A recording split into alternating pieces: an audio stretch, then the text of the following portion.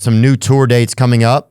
Sioux Falls, South Dakota, La Crosse and Green Bay, Wisconsin, Moline, Illinois, Colorado Springs, Colorado, Casper, Wyoming, Billings, Missoula, Bloomington, Indiana, Columbus, Ohio, Champaign, Illinois, Grand Rapids, Lafayette, Louisiana, and Beaumont, Texas. Get all your tickets at theovon.com/TOUR. And thank you so much for the support.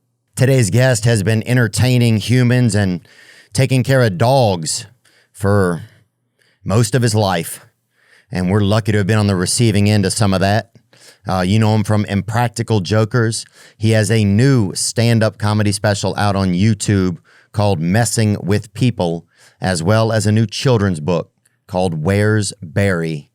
I always enjoy my time and grateful to sit down with just a light of the world. Today's guest is Mr. Joe Gatto.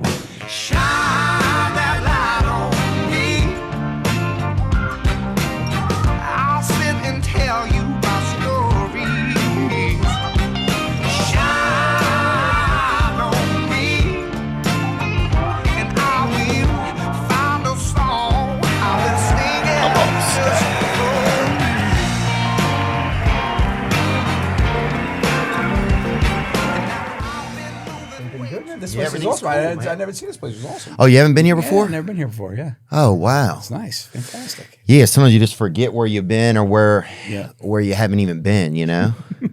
You never know where you haven't been. Yeah, that's true, huh? Yeah. It's true. Good to see you today. You brought a little buddy, huh? This is my buddy, yeah, Spumoni. Oh, wow. One of my pups, one of the Gatto pups. And how is, it's a man or woman? This is a woman. It's a woman. This is a woman. Okay. Yeah, this is Spumoni. And how is she doing?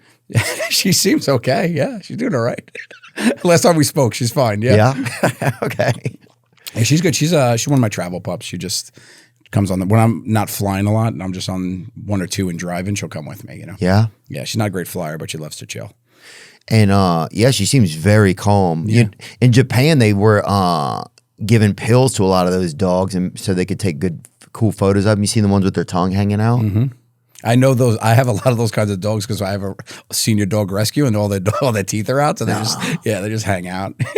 That's weird. I didn't know they do a pill-induced tongue out. Yeah, bring that up. If the Japanese were they wanted the tongue out, so it was like it made them like really like thirsty or just yeah. I think it nicotine in the mouth a little bit. It just like like that. Yeah, like.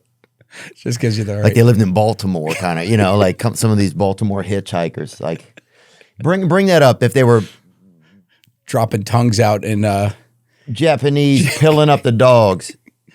There's a supplement. No. Were the Japanese giving pills to the dogs? That's all right. That's a pretty good prompt.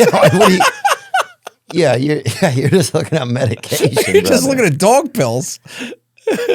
Or they hide a lot of the good shit. Yeah, that stuff you got to dig deep sometimes. Yeah. They come back for it. That's not going to be on the first results. No. Yeah, that's true, man. We got to learn to go deep, dude. Sometimes the way that Google finishes you, or do you ever find that like when you put in something and the way the search engine finishes what you started is more interesting than what you were looking for? You just go, what is this? And you click that. Yeah, that's really weird.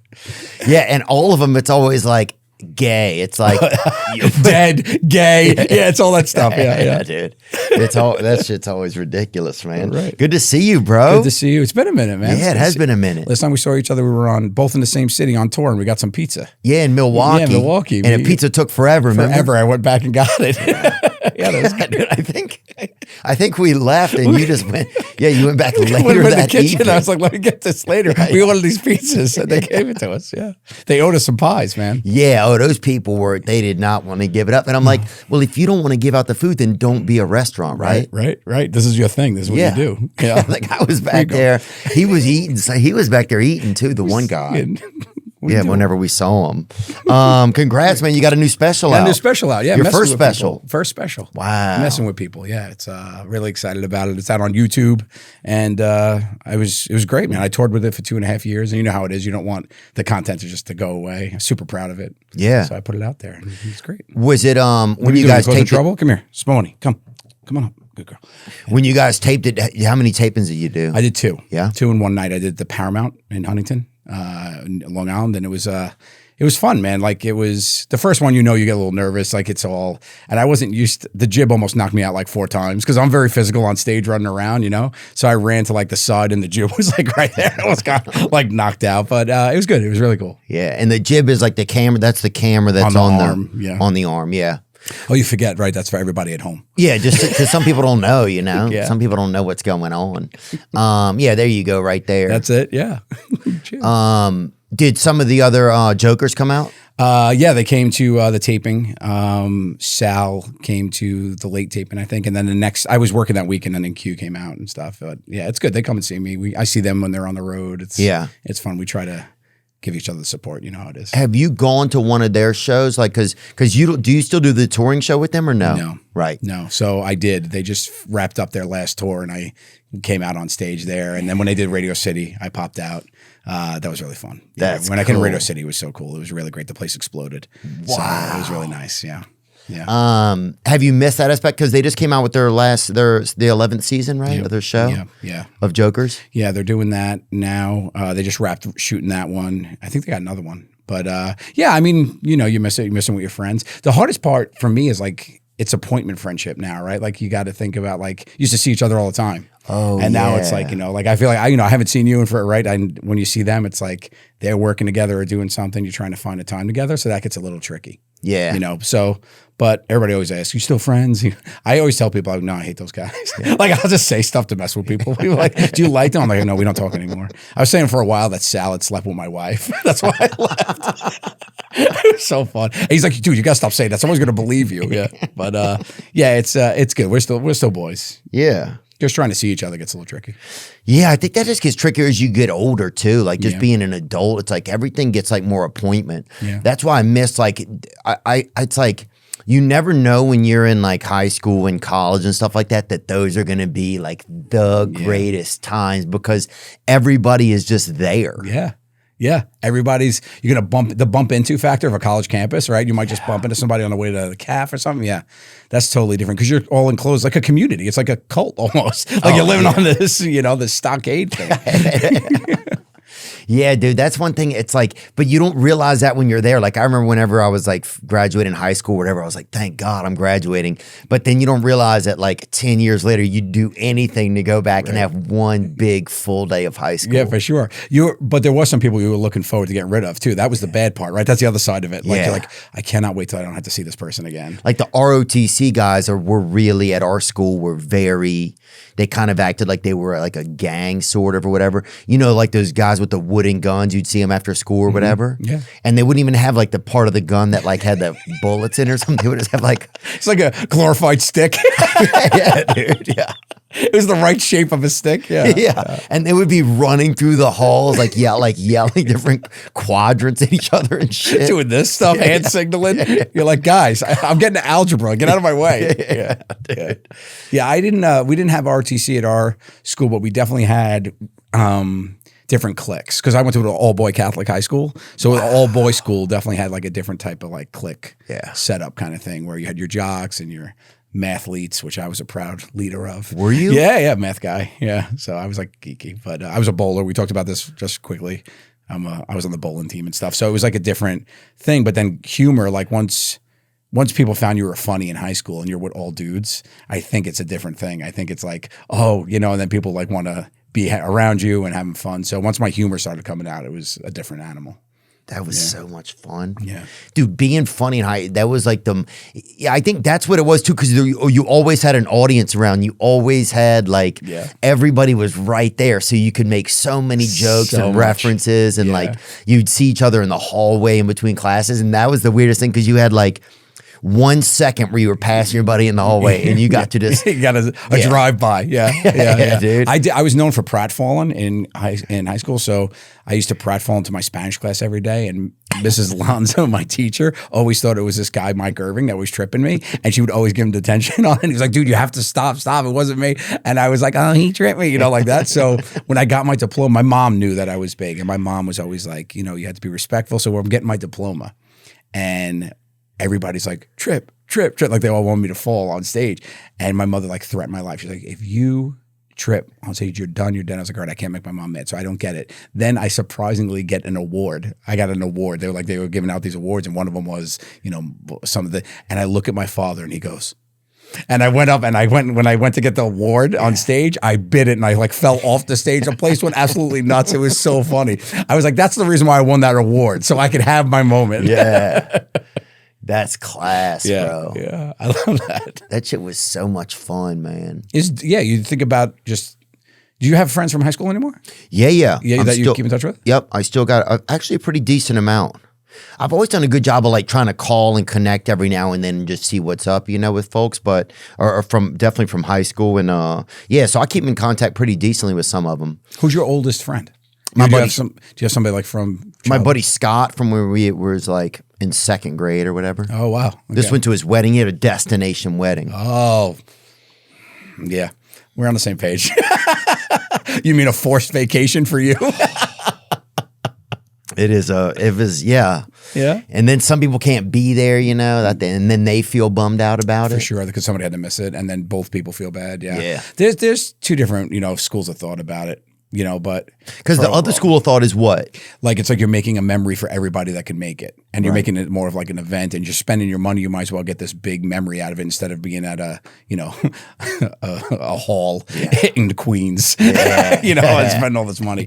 But for me, we almost did it, but I just, at the end of the day, I feel like it's a big ask. Yeah. Yeah. Did you ever renew your vows? So after we got back together, my wife and I, we were thinking about doing that, and then we did. You guys get divorced or no? No, we just got separated. You got separated for 2 years, and then oh wow, it's a long time. Yeah, it's a long time. Yeah. Wow. Yeah, I had never lived alone, so I was 47 years old for my first time living alone. Did you get an apartment? An apartment. Yeah. Yeah. No, if you and your wife get separated, you have to get an apartment. You gotta get an apartment. You can't get a house. You can't get a house. No, you're in the You're in the you're getting there. No, that was actually the reason, kind of like why we got back together, was I had put a bid in on a house. Because it was like, okay, this is not happening. And I was like, I'm a grown man. I'm not going to live in this apartment. I needed a yard. I had my dogs. I'm like, I just didn't want.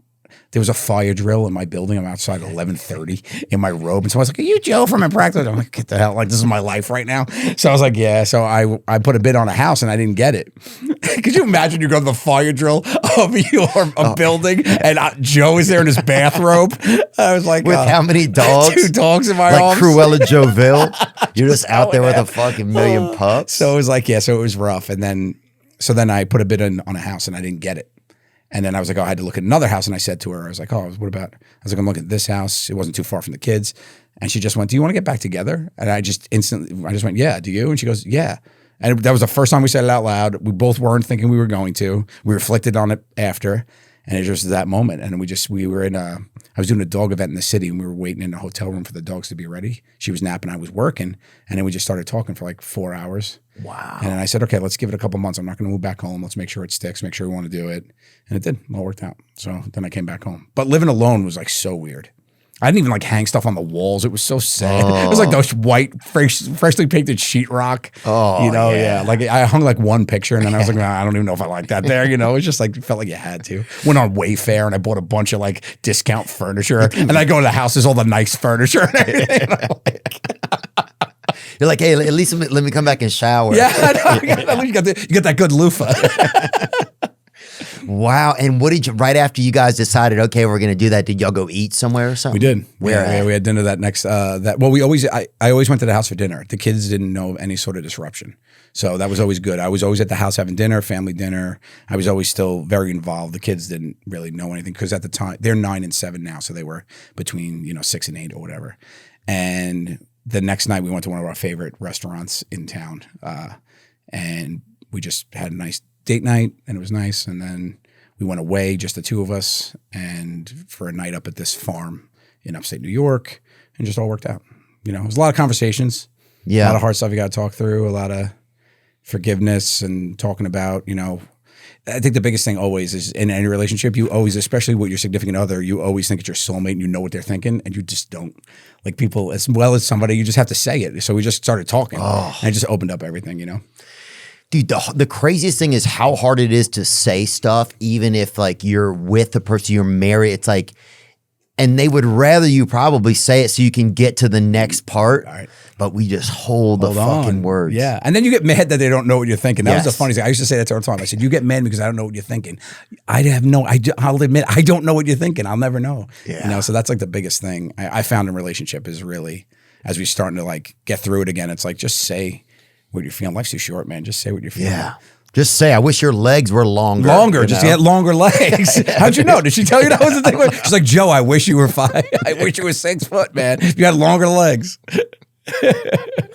No, I don't know. I mean, all that stuff's complicated, man. But that's awesome, then. Congrats. So that feels good, then. Yeah. Really. So you got the family back on track? Got back on track, baby. Yeah. I'm a dad. I'm a real dad, like, which is nice. I feel really tight with the kids. Good partner. It all feels good now. Yeah. Yeah, and creatively, I'm doing everything that's good. You know, it feels nice to be able to dabble in different stuff. And Did you? Oh, your kids came to the special because I saw them. Yeah. You give them like a hug before you go on stage. yeah, they gave me the microphone before. And They gave you the mic. and One they you gave took a hug and one you gave a high five. Yeah, I gave the high five to my son. He son. was super nervous. So He he was was? just like, yeah, he's cute.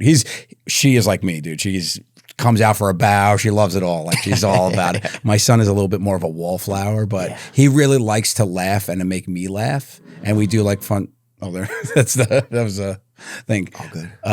So yeah, that's the kids. So the there's Jiggy. Yeah, Mark. Yeah, he's my tour manager. So he's on tour with me. But then this is my daughter and my son there. Oh, that's awesome. Yeah, he's really excited. I give him a little. Oh, you give him a hug. Sorry, I didn't mean you didn't. Yeah. Yeah, I love my son. Don't try to. Yeah, I was I already see the definitely clip. Joe doesn't love his son. splitting hairs, dude.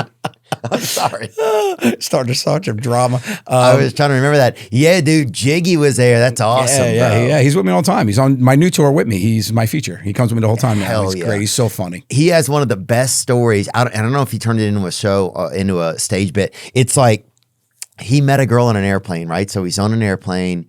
He's sitting next to like this beautiful Brazilian girl, he said, and like the plane kept getting delayed or whatever. Finally, they get them all off the plane, and it's like midnight. They're not going to leave till the next day. And the girl's like, you can come stay with me or whatever, you know? Or at least she could have said goodbye in Brazilian. That's what he meant. But that's how he took it. Yeah. Right? So he's like, She's like, why is this guy in my car? he's following her out of the airport. Her grandmother comes and picks her up, right? So now they are all he and this girl he just met stay at the grandmother's house, and they just had it was like a big studio, so they're sleep in one bed Amazing. all together, and they watched I think they watched Saving Private Ryan, which is a real warming romantic story. It's like the house in like Charlie and the Chocolate Factory where everybody sleeps in the same room, in the same bed. It's all the old kid and all the parents. Oh yeah, with Grandpa Joe or Grandpa whatever. Joe is there, yeah. Yeah. Oh, that's hysterical. And then, because I think he thought he was going to go to this kind of romantic night, and then he just stayed in there all, and I guess something else occurred, but it was pretty unbelievable. But yeah, that story's great. He met the family already, though. Oh, so yeah. that's good, yeah. And he said that they had popcorn, and then, and then I guess they all fell asleep or whatever. Could you imagine being somebody who came home from work and that's what you see? They're like, where they pick up this straggler who came in? He's the best to go on tour. He's just a bundle of joy and like energy. He's just so positive and fun. Like we click really well on that, but he gets like, we make fun of him because Steve Burns on the road with us a lot too. Mm-hmm. And we love to watch him eat when he's hungry because he literally, he doesn't know you're watching him. I'm not even kidding, Theo. He'll go like, yum, yum, yum, yum, yum. He'll be like excited to eat and he'll be like doing yum, yum, yum, and he moves his hands and you just watch him. He's just like a little kid for the first time. I'm like apple pie. Like it's so funny. I'm like, dude, you're a grown adult, man. You have a child. Like, what are you doing? Yeah. He gets so excited. Yeah. Yeah, he's classic, man. He's so funny. Yeah, his energy is some of the best energy to be around. Yeah, for sure. Yeah, what was gonna? Oh, Dikembe Mutombo died. You see that? No, did he? Yeah. Oh no. When? He just died. Brain cancer. 58. That's young. That is young. 58. Dikembe Mutombo, Hall of Fame finger wagging center. Yeah, he did that. The whole remember? thing with the big finger. Yeah. He kind of gave. I wonder if after he did that, is that when they came out with those finger things or not? You know, no, like, I think those were weird number ones. I think that's where that comes from. Oh, I see. But I think people started using it and as it wasn't intended. Yeah. This was not for this. This was for we're this. number one. I was like, no. No, you're not. Yeah. Yeah, dude. He had that. That was wild. The finger wag. Yeah. That's funny that becomes like your thing. Yeah. You know, But then you have to do it all the time. right? People are waiting for it. Yeah. People are always like taking photos and people are like, can you do the. Yeah, could you do this? Yeah. It's like me getting yelled Larry. What do you get asked the most, do you think, when people want to take a picture with you?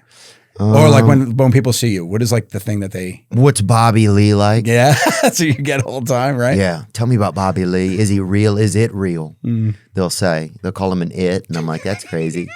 Are they referring to Bobby with that? I don't know. A lot of people don't believe in like people of the Orient. But, and also look at the guy. I mean, there's, Yeah, you know, for sure. there's definitely 50 Shades of Szechuan right here. So there's a lot going on.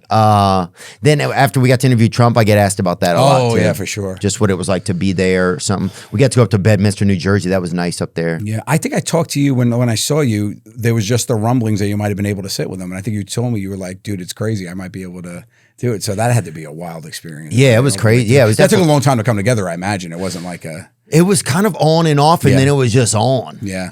You know, but it was definitely interesting. Don't think I didn't notice you put on a suit jacket. Thanks, Nice. dude.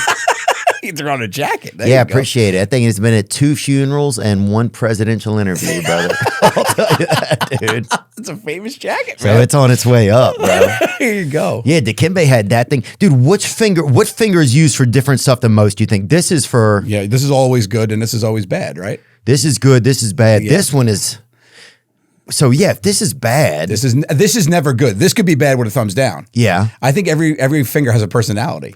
kind of Right? for sure. Yeah, right. So you could use this for that. This is probably the most useless, right? The ring finger. Well, unless you, When you were a little kid, this became big because you could be like, "I'm not giving you the finger." oh, that's true, know, I huh? used to do You that. would hide Yeah, it. you hide it like, "Oh, just." But kidding. this one is also the ring finger, so it also is like signifies, the, yeah, someone has claimed you. Yeah, you're Or locked you've in. been claimed. Yeah, you're owned. Yeah, this is for hitchhiking too, used to be. Hitchhike. The thumb is the most versatile, I think. Hitchhiking, you're the best. Kill them. Yeah. Kill them. Right. Murder. This is a murder indicator. Straight murder. What are we doing here? Yeah. Yep. This is the first thing I taught my kids, by the way. That was a parenting hack I heard from somebody. Thumbs Teach up. your kids, because a lot of times your kids are like far away if they're scared or something. Teach them to give you a thumbs up if they're okay or a thumbs down if they're not. Because if you can't see them or if you only see them, you can't hear them. Yeah. So I had my daughter on top of like this huge slide down where I was by a playground, and I was like scared for her life. I'm like, "You okay?" And she's like, and then she went, and I was like, "Okay, crazy, yeah." Oh, and then they do this thing, right? This thing. That means help me. I'm taking call Liam Neeson, right? That means like I need. That's some what that help. means? Yeah, this is the thing. Like if somebody goes, "Yo," this is like the wink back in the day, like something's up. If somebody does this to me, I'll wave it back. I'm like, "You're so cute." It's like a puppet show. yeah, I'm leaving, dude. Yeah. Yeah. Dang, brother. Yeah, I can't believe that, man. I can't believe that we only get 5 fingers. Have you ever been so mad that you double barreled somebody with a double like FU? Like that's a different level of getting somebody angry that they're like, "I need both hands." Well, if you do this, and then you're erect too at the third, if you hit them with that, you know what I'm I've saying? only done that once. I don't like to talk about it. These are just predecessors, you know what I'm saying? Then it's the big finale. Yeah, that is the big finale. Yeah, the double dude. guns, they call that, right? I wonder if in every culture that means this, every culture people, that's like world, like all over. Like if you were in like the jungles of Zimbabwe or something and you saw it and you were angry at some dude, some guy popped out and surprised you. He thought you were a Warthog. yeah, a warthog or something. He tries to stab you with his stick or whatever. And you'd be like, ah. You didn't get me. And then he high fives it. You're like, "Wait, what does this mean? It's good." He's like, "Got you." The high five and stuff too, like all those gestures, they all come from somewhere, which is so weird, right? The high five is kind of crazy. If a dude was like, hey man, Yeah. Hit it. that was good. That was good. Yeah. Just smack my You hand. just smack my hand. That's Because that feels not even that cool. just when we did it now felt weird, right? Yeah, because it was very soft. You Yeah. got to really do it. Yeah. Glenn Burke, a former outfielder for the Los Angeles Dodgers, is credited Inventing with it. inventing the high five during a game against the Houston Astros, October 2nd, 1977. Wow. So I'm only 1 year older than the high five. Wow. When he ran toward home plate and raised his hand to greet a teammate who had just rounded the base after a home run. Wait, so why did I give it to him? Who's the teammate? Because he just had his hand up. He was just doing a hand in the air. The guy who high fived Glenn Burke. Oh, is Glenn Burke the guy that did it? That's crazy. One guy because was it's a white two-person. supremacist, and then he came by and He said, ran you know into what? it. Yes. He was waving to his grandmother in the stands. He's like, "Hey, mom." He's like, hey, Your wife's, so am I. Let's And do he it. just said, Bang. let's make it happen. That's crazy. That is crazy. The high five, dude. Yeah, the fist bump. It seems. Do you ever get the aggressive fist bump where somebody just fights your fist? They don't know how to. They just punch you in the hand. Because like you meet a lot of people, right? You don't always want to be touching people and stuff, right? You're like, oh, fist bump. Sometimes you'll do fist bump if And it's a then lot of people. just come in you and hit you hard, like they just punch your hand.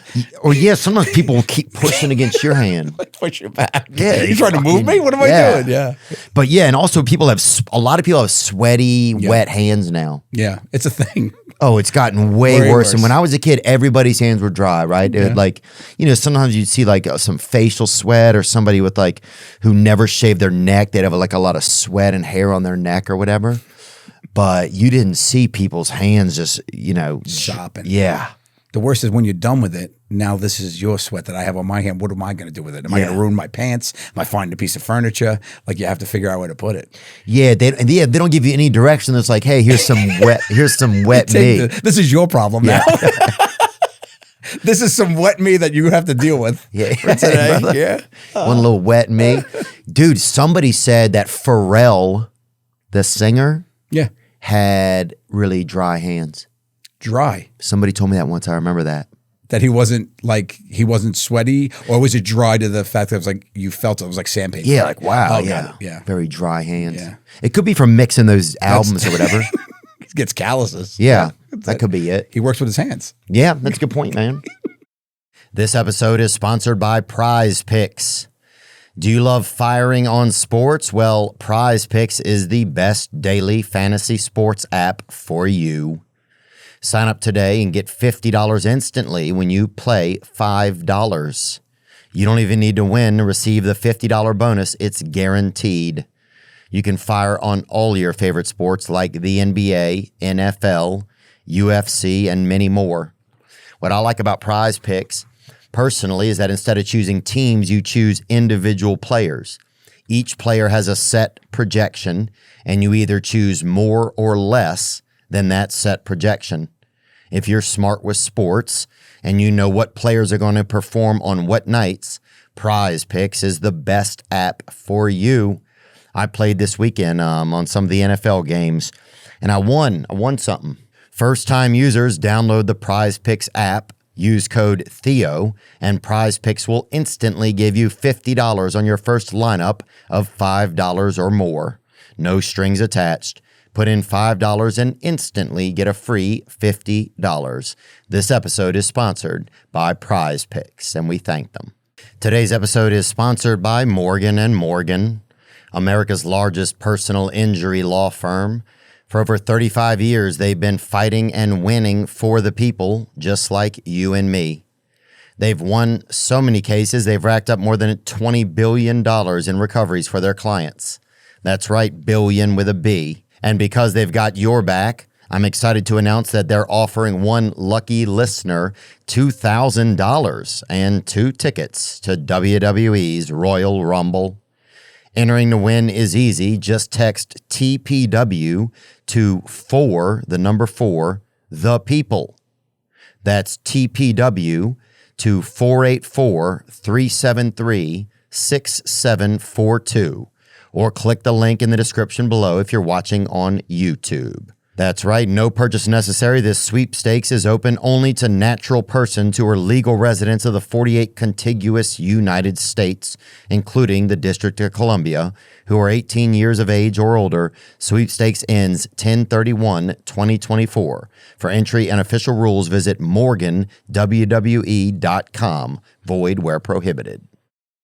What a day, man.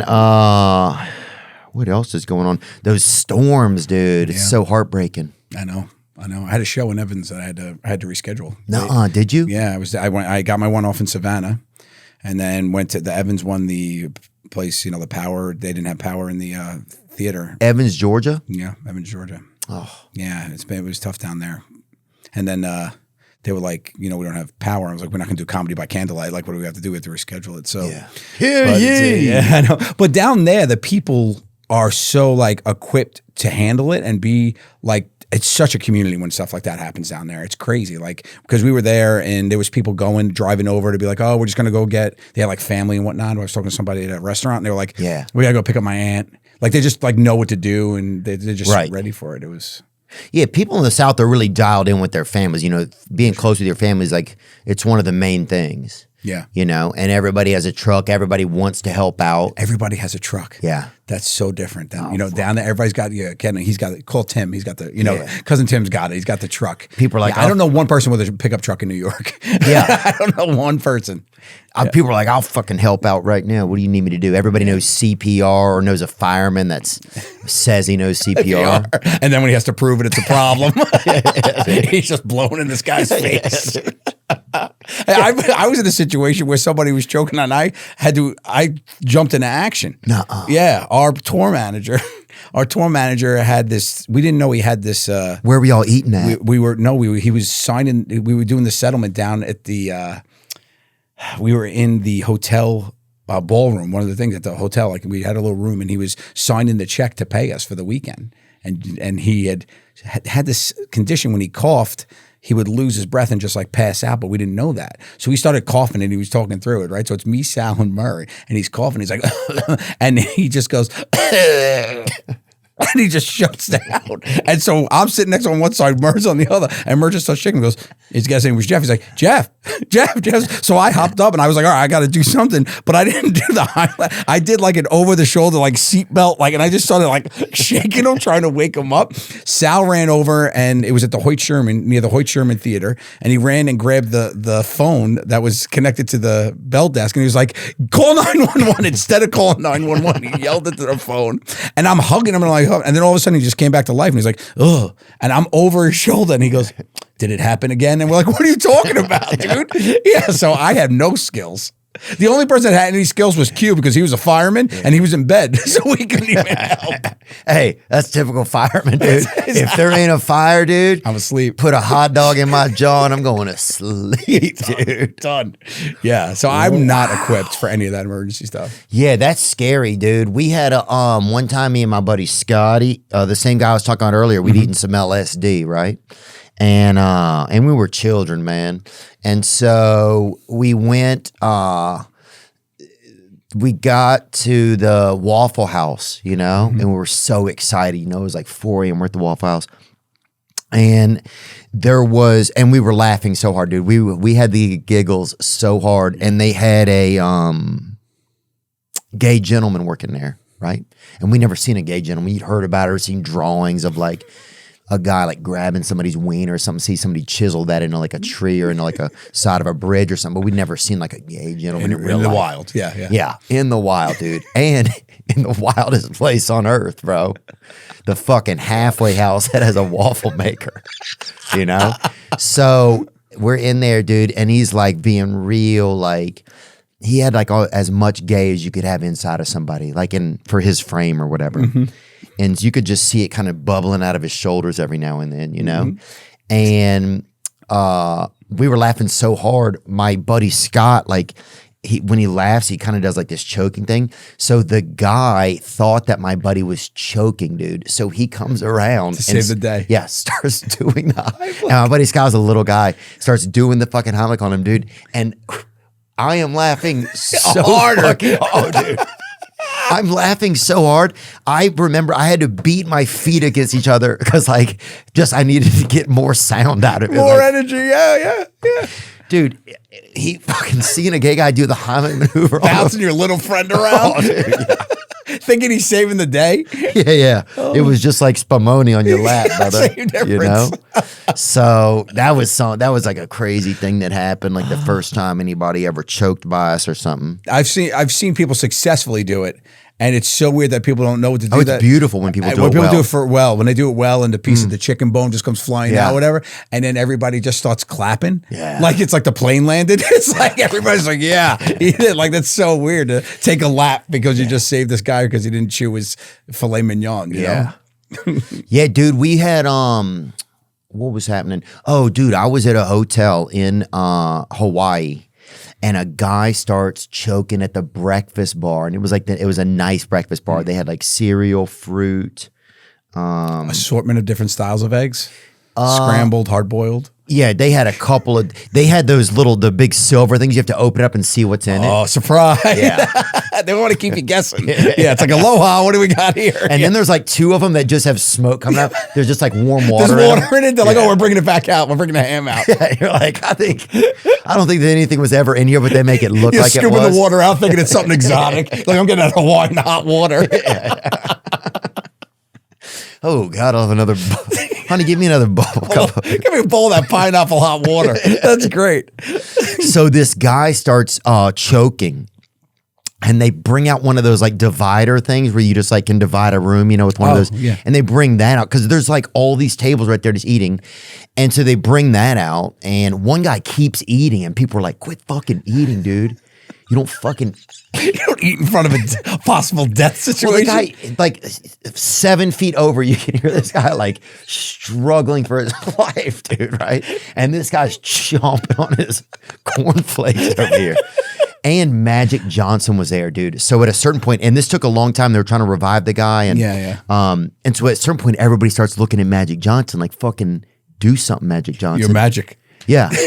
It's in your name. Like just, go double dribble on his heart or something. Do that, right? Yeah. If you, cross over his arteries. Right? Do something. You can tell him, you can't fucking pat him on the back in a special way. Yeah, at least give him a hug or something, man, on the way One out. more assist. Yeah. Right? And so it got so crazy, and then nobody would eat, dude, because they were really like raging into him and beating on his chest or whatever, and then finally, they took him out of there. He didn't make it. I know that, but so that was his last breakfast. It was last breakfast. But at a certain point, we'd all sat there, and then somebody has to take the first bite. And the guy with the cornflakes says, who's laughing now? I didn't miss a step. I'm ready to go. Yeah, taking the first bite in that situation's rough. Yeah. It just broke my heart, man. Oh. And I was like, I told my day, I was like, do not eat first. Yeah. Yeah. Let somebody else, let Magic eat first. Let somebody else. I think everybody looks at Magic Johnson in that situation. And I think ceremoniously he should be like, let's eat. It's like your dad at Thanksgiving when he's like, okay, we could do it. Like, I've done carving, we could eat. Yeah, like kind of thing. He puts it out. But that was crazy, man. So yeah, I mean, it's crazy because you're in the guy who is magic himself, and he could do nothing. Yeah. I think it'd be worse if there was a real magician there, like if David Blaine was there and they're like, dude, make the chicken bone and his throat disappear, like do something, make it come out of behind his ear or something, like keep pulling those rags out until there's a piece of chicken on the end. That's right, at the end he's got the bone coming out, right? Yeah, I think that'd be tough. Yeah, dude, that flooding stuff makes me so sad. And it doesn't seem like there's much you can do. You can donate, right? Like I've reached out to a couple of friends to find ways to like do a type of event or something because it looks like it's really bad. Yeah, it came in hard. It came to the coast, the other side too, right? It came in Asheville, North Carolina. I mean, look how beautiful that area is too. Yeah. Man. And they had alligators too. Did you see those? I've seen an alligator, yeah. You have? But did you see him at this? I haven't seen him there, no. There we go. Alligator surprise during a hurricane. Like it's not bad enough. Now you're going to have alligators rolling up to your porch? Yeah. Oh, that's tough, man.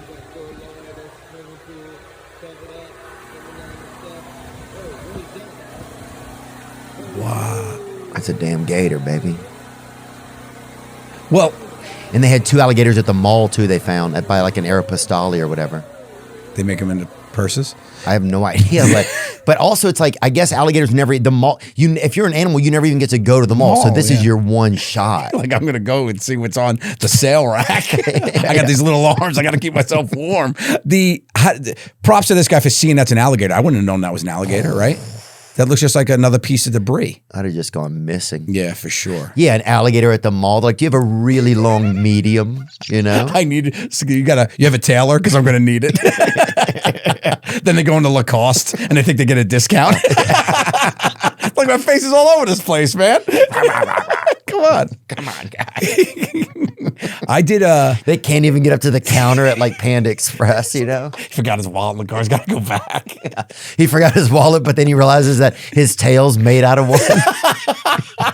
Like, see an alligator trying to get on the escalator, that'd be a good time. It's like it's flat, wiggle it out. Takes up 16 steps. Yeah, alligators are crazy. And we're joking, guys. Obviously, there's a lot of people that are struggling over there, but we're just trying to bring some laughter to it. For sure. That's the worst. Have you been involved in a big it's like a tragic environment like that? Like, were you guys in New York during 9/11? 9/11, yeah. Yeah. I live in Staten Island during the time, but I was, New York came together in a way that day there for sure. I think 9/11 is the closest I've come to some sort of tragedy like that. Yeah. It's always tough, but I do find always, and I people always say this, people come together when it's that, like, I find that so true, don't you? About like human nature shines brightest when it's tragedy, when it's wrapped in tragedy. I think people just come together in a real way and be like, we got to tackle this thing, Yeah, so let me help. Let me grill something. Let me help. I got a truck. I got a. But even like you said, like you could donate and all this stuff. I feel like people just really just like come and do stuff, even if they're not there. You know what I mean? It's like it's really cool that people do that. And grill. It's cool that people will grill for. Oh yeah, let me get that thing grilled. Isn't that the thing too? Like, it's always people send food, right? Even like in a personal tragedy. Like I remember when my father passed away, and they were like, people would send food to the house, and my mom was the one that cooked. And it was like, she's like, no, I still got this, but do you know how to pay the electric bill? Like, how does that work? It was so funny. But food is always such a thing of like, we got to feed these people, right? It's just the thing that people don't want people to have to worry about. Yeah, that's a good point. Yeah.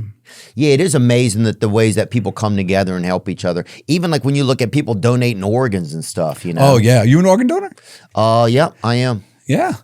Yeah, I would definitely. I wouldn't do it to somebody. These are not good. Really? This is a used car. There's no lemon law, and it's like we got you a kidney, and they're like, from who? Like, I'm like, shit. Who else you got?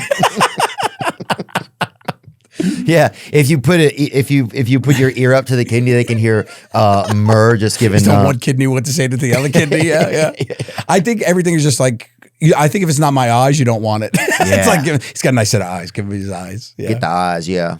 Yeah, the organ donor thing that's so selfless too. But that's so smart if you think about it. Like, I mean, you're not going to use them. What are you doing? Yeah, what are you going to do? Yeah. But then I think part of you wants to always feel whole. It's like you want to be like, okay, I want to know that when I'm laying there dying, I'm still able to chill or relax or think or whatever. Right. Because imagine that's the deal. Like that's how it all comes down to it. You're still thinking, you're laying there and you don't realize it because we don't know what happens. You're just thinking that some guy just stole your leg in the back of a college you didn't go to.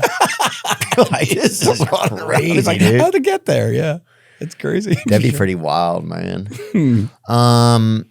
Yeah, so with the new tour, will you go to? So now you have to start with the building the new material and stuff, huh? Yeah, so I got the new tour now. Let's get into it. It's been really fun. I head off for the summer to hang out with the fam and the kids and stuff, which is great. So I finished this in March, the Messing with People tour, and now this new one just started in September, and it's cool. It's real fun. As a comic, you're nervous about it, you're trying to build it and whatnot, but then when you get what your ideas are, I'm a storyteller, so I just like figure out what stories I want to tell. But I'd always talk about sitting alone. Like I was stuck with my thoughts so much, where I was thinking about how you end up the person that you are. So my Let's Get Into It tour really is like about, how did you end up like this? Because I started as like we were talking like a geeky kid. Like I used to make tests for my father, like open up the encyclopedias. He would come home and I would have a multiple choice exam from him after his 10-hour day trying to sell life insurance door to door. I'd be like, pop quiz, bitch. like get out of here, like that. And now I'm this. So I was always thinking about that. So I just like tell a lot of stories and think about your life. And it's been really fun. I like this one a lot. I like this one. Yeah.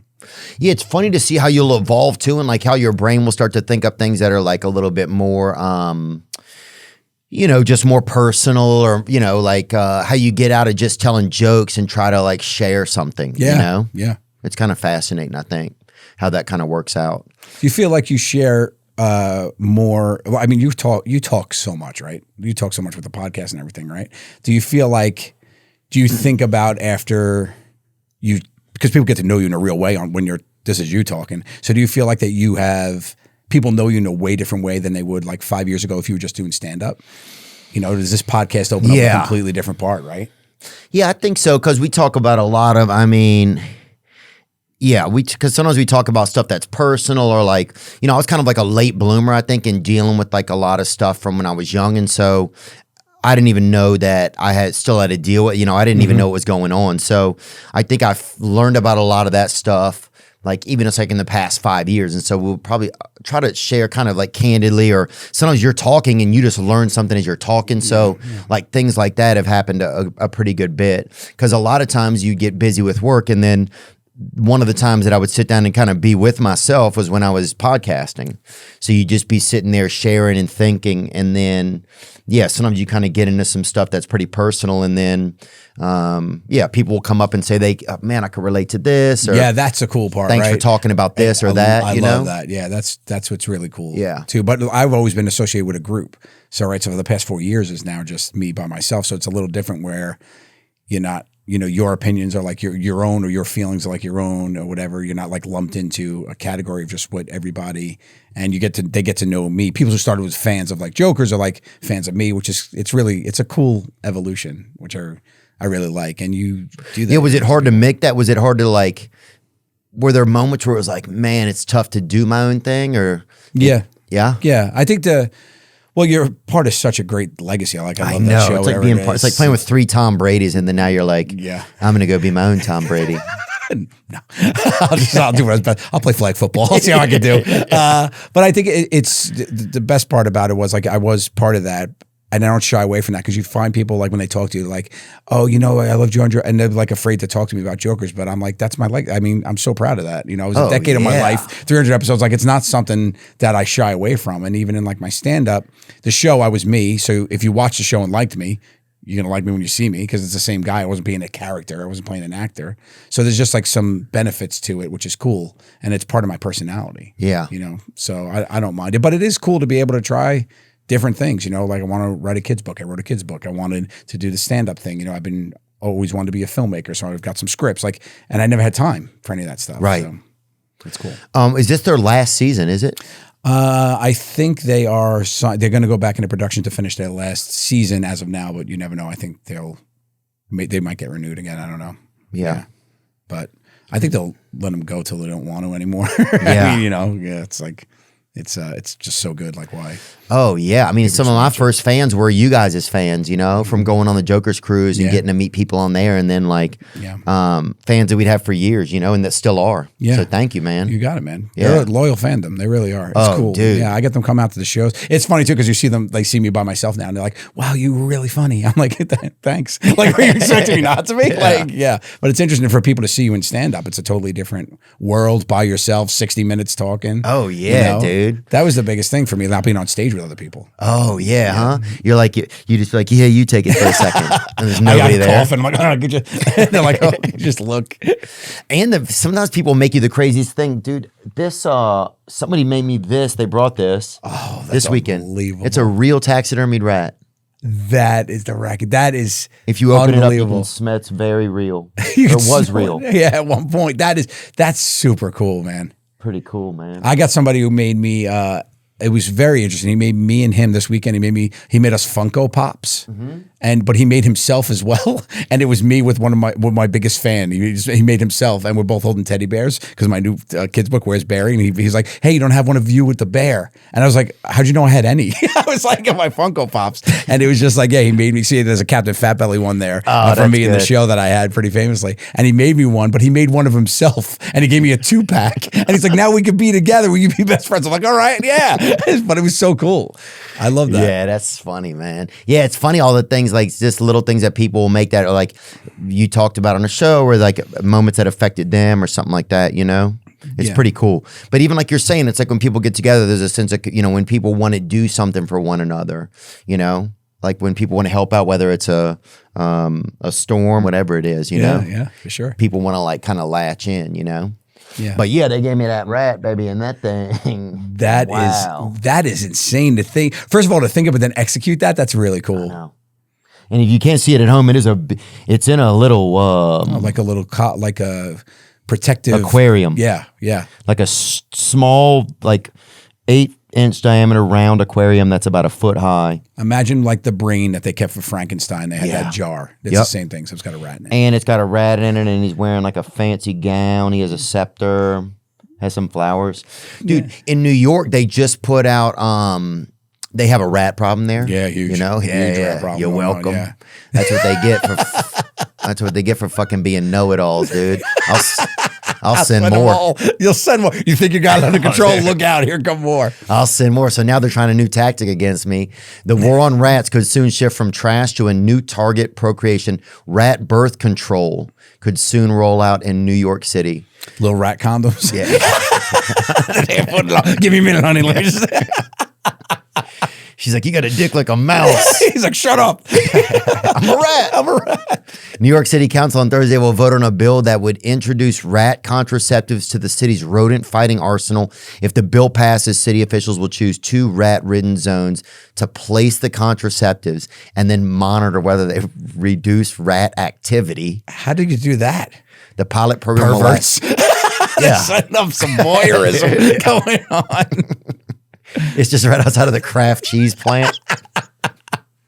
The pilot program will last 12 months, dude. Unbelievable. And now rats are going to be hearing that other rats are on birth control and go over there and trying to smash. Yeah, they're going to be like, yeah, it's no risk rat smashing. It's insane. Like, I've walked down certain parts of the city and it looks like the sidewalk's moving. It's insane. There's just moving. It looks like an ocean. Like there's just like waves of it. It's crazy. It's beautiful. Yeah. The bill dubbed Flacco's Law is focusing on mitigating the risk of rodenticides on other animal populations like birds. So what does that mean? Well, the birds are going to be if it has a reverse effect on birds. It's like Viagra. So the pigeons are just going to be pounding away. Yeah, because how do you know what's going to eat it? Right? Because if it's just on the floor, like birds are going to eat it, right? Pigeons eat the same stuff rats do. Oh, so they can't poison them because they said other animals will eat them and those animals. Like if owls, it says. Oh, gotcha. So that way they can't poison them. So they have to try this. They have to try birth control. Unreal, dude. They don't want to get rid of the owls. Yeah. Everybody loves owl. Now they're going to be on. So now Big Pharma is basically animals are on. Is your animal on any drugs? No, she's free and clear. We have some animals at home, the older ones that are on some sort of things and whatnot. And what do they get on, blood thinners or whatever? They give them, it depends what they have. Trazodone's a big one for dogs if they're nervous. Like a lot of dogs we have a couple dogs that get nervous during thunderstorms and whatnot. It's like a calming thing. You could give it to them before they fly. She doesn't eat it. She's good. But like some dogs, trazodone is like a big one.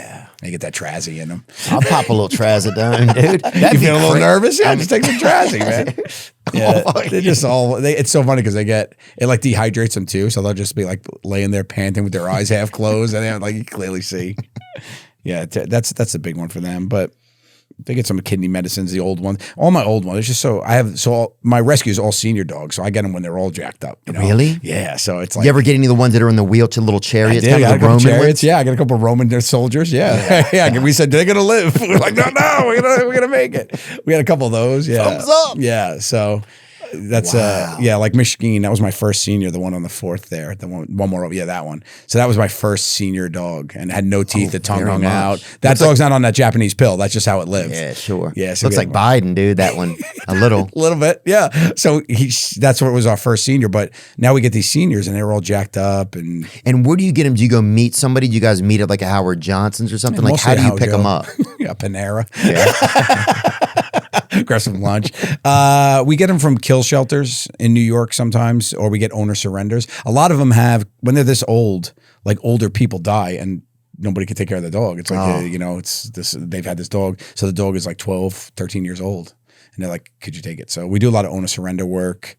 We try to find new homes for them. And your wife likes taking care of them too? Loves it. Yeah. She does. That's her thing. She really started it. She really? That's her day-to-day kind of thing. She like runs it all. And, we have come together to work it out now that it's our thing, which is fun. And do y'all pet every dog every day, you think? We have volunteers too that come and help out. Come and pet them? They come pet them, come play with them. We have an adoption center in town where people come through. Yeah, right there. That's the adoption center we just opened up last year, and people could come through and hang out with the dogs and pet them a little bit. Oh yeah. Yeah, if you ever want to see these, these are some of our VIPs right here. So if you ever want to come through and pet a dog when you're in New York, buddy, I got you. I'll come on. I'll rub one out. Dude. They're fun, man. I mean, I'll pet the dog. No, we heard you. That's insane, dude. I mean, look. Is pornography causing a problem in your life? Do you find yourself watching porno for longer periods of time and having trouble stopping? Is porn affecting your relationship or dating life? Well, you're certainly not alone. Watching pornography has become so commonplace today, and oftentimes men use porn to numb the pain of loneliness, boredom, anxiety, and depression. Shame and stigma prevent men from talking about these issues and getting help for them. I want to introduce you to my friend Steve. Steve is the founder of Valor Recovery, a program to help men overcome porn abuse and sexual compulsivity. Steve is a long-term sexual recovery member and has personally overcame the emotional and spiritual despair of abusing pornography and has dedicated his life to empowering men to do the same. Steve is an amazing person, and he is a close friend of mine. I mean that. Valor Recovery helps men to develop the tools necessary to have a healthier sex life. Their coaches are in long-term recovery and will be your partner, mentor, and spiritual guide to transcend these problematic behaviors. To learn more about Valor Recovery, please visit them at www.valorrecoverycoaching.com or email them at admin@valorrecoverycoaching.com. Thank you. Dude, I remember the first time I ever saw a dog inside somebody's house, right? I was at my buddy Scott's house, and they had a golden retriever came around the corner in his house, dude. And it was beautiful. It was one of it had the most beautiful hair I'd ever seen on a man or woman or anything. That was it, but it was long-haired. Yep. Google long-haired golden retrievers. Oh, like the wisps, like it goes back when they run, it bounces like those things. Yeah, yep. It was like it looked like Pam Anderson, dude. It came out of the water slow. And I was like, just shaking its hair off. Yeah. The droplets slowly flying. I was like, damn. So you must have been inside the home. You're like, what the hell? I couldn't believe what was going on. I was like, what is this? First of all, this really beautiful pony. I thought it was pretty big. And then how did they get it inside? Because in our neighborhood, it was just dogs outdoors biting, just like ruining your fucking birthday because you had to get stitches or something. My next door neighbor had, so we had a little mutt. Midnight, her name was. She was a mix between like a schnauzer or whatever. And then my next door neighbors had a full Doberman Pinscher. Her name was Ninja, and they had to keep her outside, so she had an outdoor pen. And my dog would go under the fence, and they would like hang out.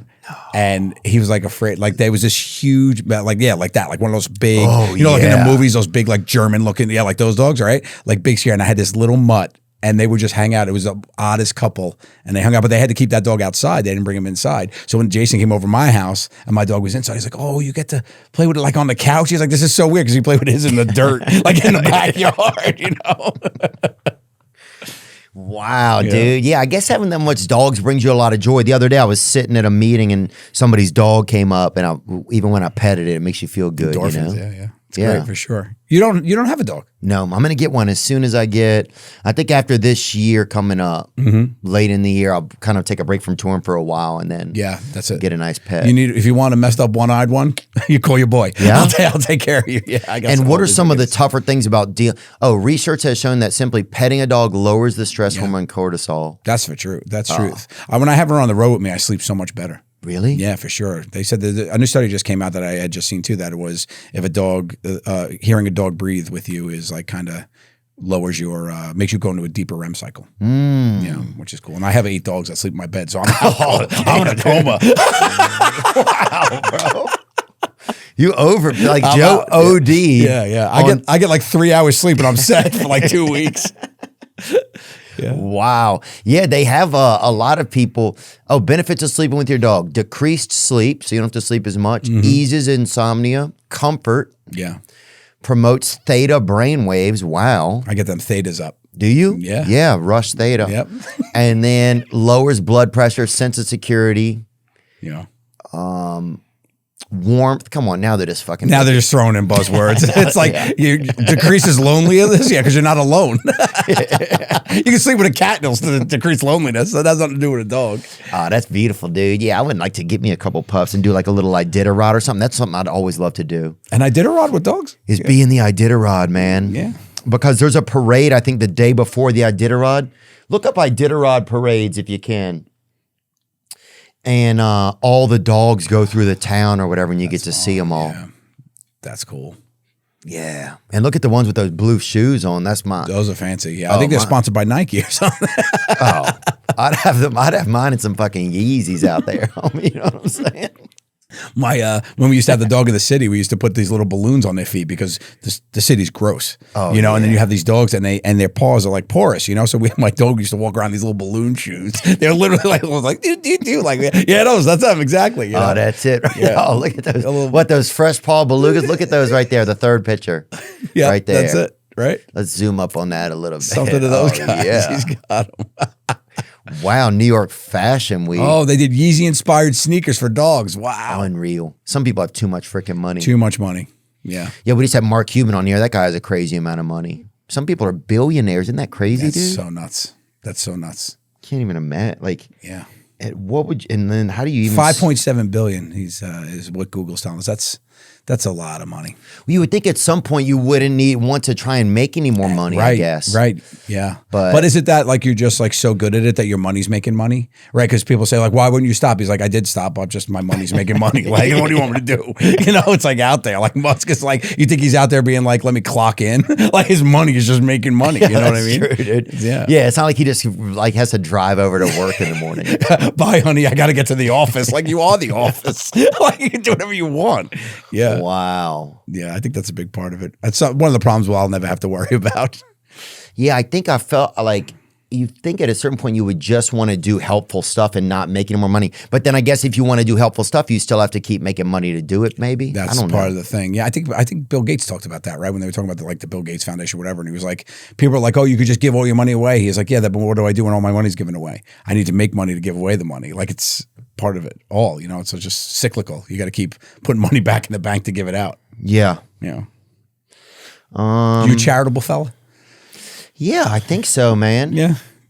We do. So, trying to start a foundation to start doing more charity stuff. Oh, cool. So, did you ever do something like that? Yeah, well, I started my nonprofit for the dogs. It's like a real nonprofit. Last year we did it. Oh, sweet. So Gatto Pups and Friends, like a registered one now. So that was our thing. But I give to we do a lot of mostly animal stuff. I think I do, but I also work with a couple other foundations in New York. But I like it. But you get tapped a lot to be like the celebrity, like at the events. Like I've hosted so many like things. Like you end up hosting and like doing the charity drives, like the auctioneer and stuff like that. Which is like it's Wamaraners for narcolepsy you're right, or whatever. Right. You're like It's always crazy you're like, shit. You're trying to get out there and you have to auction off this this trip to Hawaii for these people, and you run around like auctioning, trying to pit people against each other. So it's fun, but I could see that being that's a cool part of it. I do a lot with Howard Stern does the North Shore Animal League. That's the big North Shore Animal League League is on Long Island. It's a big dog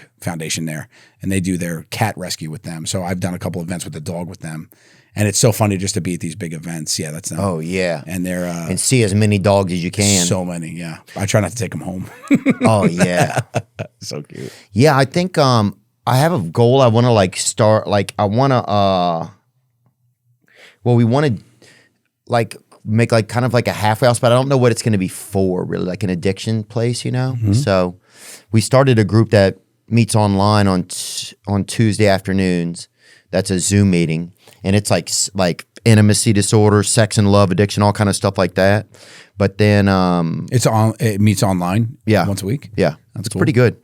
And then, it's awesome. What am I saying? It's pretty good. It's cool. You see guys start to turn their lives around and stuff. That is awesome. Yeah. But then we want to get eventually make a center, you know, but we'll see one step at a time. For sure.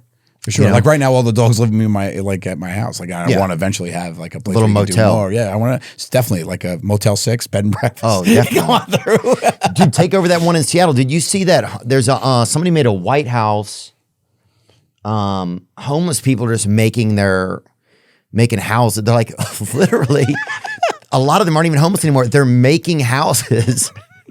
Making their own homes? Just in parks. Yeah, just okay. Building? We're building a home. Yeah, look at this guy. Built a freaking White House somewhere. Oh my.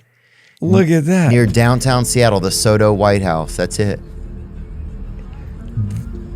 He made that. This guy built a fucking with the fence and everything. Lives in there. So it's crazy that suddenly Get out there and build it and they will come, man. You just do it. You solve your own problem. this guy built his own. Look, he's life. like, stop filming my house. He came out to get the mail or something. It even has an address on it, number 12. Go back and look at it again. He gave himself his own address. If he gets mail there, that'd be amazing. What? That is amazing. Yeah, that's pretty wild. impressive, actually. Oh, it's unbelievable. A lot of stuff people are doing. There's so many great, a lot of homeless people are just taking on ways or like they're in between homeless and not homeless, you know what I'm saying? But they're finding like a way to make it work. I mean, there's people building all kinds of like small businesses and stuff that are just out on the street, you know? There's a lot of the bartering's up, right? It's going back. It's taking like a step back inside that community where it's like, you know, help each other out. Yeah, I'll trade you soap for nails or Something whatever. like that. Yeah. Yeah. It's getting human ones. No, I'm good. Even got some nails. I'm trying to build this White House. it's changed a little bit, dude. It's interesting to see how that community like starts Sticking together. Yeah, it's the same thing, man. Yeah. Oh yeah, because you see homeless people, they're usually like in big groups. Like if you go down to like some of those areas. We're just in Vancouver and they have a street there. I can't remember the Hatchin or something. It was Vancouver. Hastings, that was Hastings, it. yeah. And man, we went down there at night, but they're still like all in groups. Somebody's got the grill out and somebody's like It's like a tailgate. somebody's a Jets fan or whatever, you know? And Right, it's like yeah. But yeah. Yeah. But it was just like out there, everybody working together. Somebody's cooking up a drug. Somebody's, you know. Yeah. They're all that's like a sense of like, see, people are busking. They're trying to make some money, you know. I watched somebody the other day play Tears in Heaven on a vacuum cleaner down there. So it's fucking. It's some real talent, is what I'm saying. Get down to Hastings in Vancouver. You want to find the next Justin Bieber. You got a tear coming out of your eye and the carpet's clean. Yeah, Dude, it's fucking. How can you lose, bro? Can't lose. But that's what I'm saying. There's so much skill out there in a lot of these communities, and they're working together. You know. Yeah. You want to cut the AC on a little bit? It's a little warm in here. Do you think, or no? You fine? I'll take some AC if you got it. Okay. I was in the ice bath Oh, really? earlier. Yeah, I was in a ice tub or something. Yeah. It gets, and then you're so cold you don't know what's going on. How long do you do it for? I stand for 10 minutes. 10? Yeah. I never done it. I did a cold plunge in a spa once, and I was like, "This is not for me." Yeah? Yeah. But people love it. You're more that warm boy, huh? I'm more of that one boy. I love a good sauna, steam room. At night, do you sleep in bed with your dogs or not? Yeah, I got 8 of them in the bed with us. Wait, oh my God, hold on. There has to be like an Amy's Law or something against that, huh? There has to be some sort of. Yeah, this is pretty close to it, actually. Wow. Yeah, those are my And pups. do they get like? Yeah, Spumoni. Oh no, Spumoni's not in this picture actually. There's that's Biscotti, my favorite at the top. Do they all have to pee at the same time, kind of like a They women's do. basketball hold team it, or whatever? They hold it for 10 hours. Nuh-uh. They go to the bathroom at like 7 o'clock. We take them out, and then at 5:30 they're up, and we take them down. Wow. So 5:30, you got to take them down. Yeah. Wow. Yeah. Even in the winter. That's why I sleep so good. I get that 4 hours. I'm ready to go, baby. Yeah, even in the winter, in the rain. Oh, the rain's rough. When it rains, rain's worse than winter in the rain. But we have a run, so they could go and by themselves. I don't have to like walk them, thank goodness. But yeah, that's tough when it's in the rain. They don't want to go outside. Yeah. What's What's a crazy gift that somebody brought you guys one time? Did anybody get? And more of it's the tattoos. Like you get this too, right? People tattoo themselves. I saw this woman just tattooing our faces on themselves and stuff. This woman on her upper thigh gave like a caricature version of the Jokers, like of each of us, like around her thigh, and it just said, and I was like, that's for life. Like it's great. Like that, you sign people, like they put their tattoos on you. That's crazy. Yeah. I started doing this thing where I started. People asked me, "Oh, could you sign me so I could?" You make a tattoo. I said, can I just draw you something instead? I said, because I feel like that'd be. So Yeah, I it just feels draw a weird. heart with like a paw. That's a heart. I was like, this is important to me. It'll be cool that you do that. So, but yeah, like, see, this woman has her name all written on all of us. Wow. That's all of our. She finally got all of our signatures. Yeah, she got Sal. Who held out?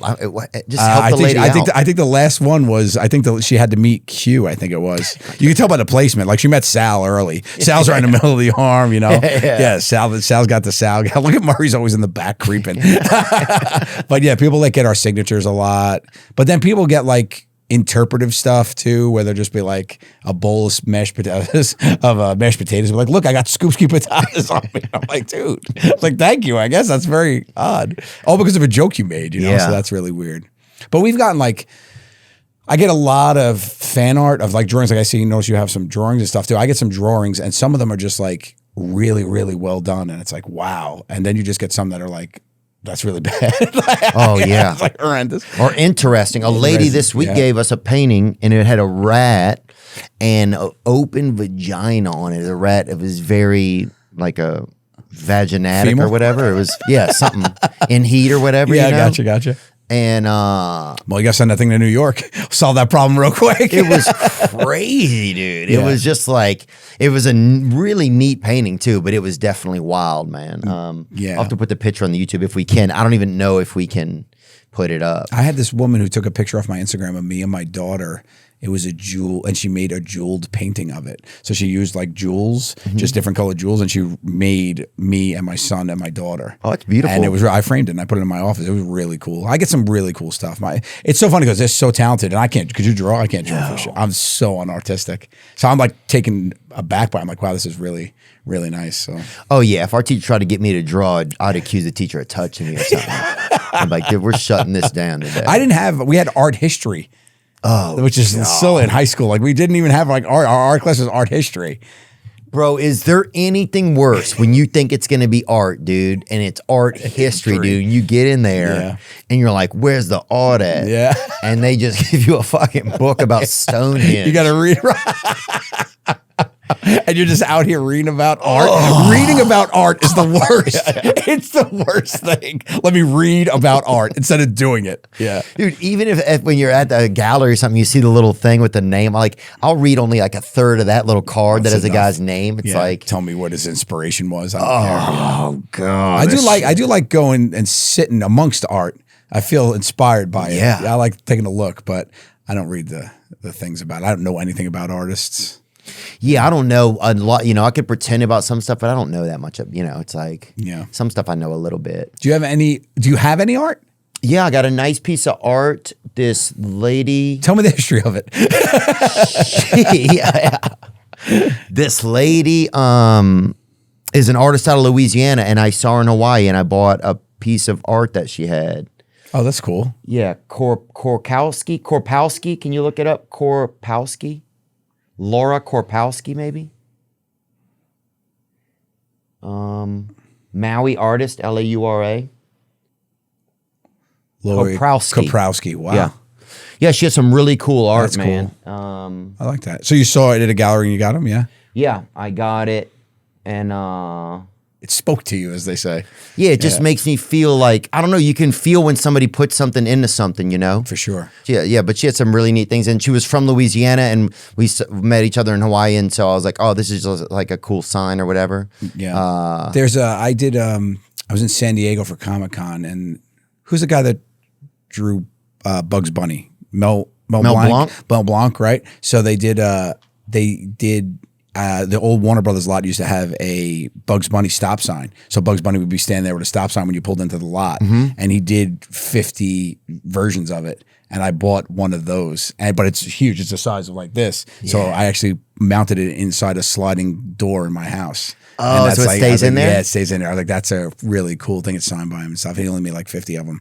And it wasn't that expensive. And then I went back a couple years later to Comic-Con again. The guy was like, you still got that Bugs Bunny, right? I said, yeah. And he's like, it had gone up like exponentially. No. And I was like, really? He's like, yes. So some things, like I didn't get in for the game. I just love Bugs Bunny. Yeah. Grew up with it, So I was like, oh, that's really cool. That actually it is something. But now it's a door in my house. So like I can't. If I wanted to sell, I have to sell the door. Yeah, it's that stop sign right there. Bugs Bunny cool. Stop at the lot. Yeah, I remember seeing that on the shows a lot. That's it. Yeah. So Chuck Jones. That's it. Chuck Jones, not Mel.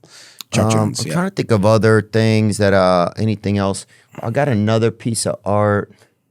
I don't know if it's a piece of art or whatever. It's just like there's some other nice things that people have drawn us that are up in the studio in Los Angeles. Yeah, some other stuff. Yeah.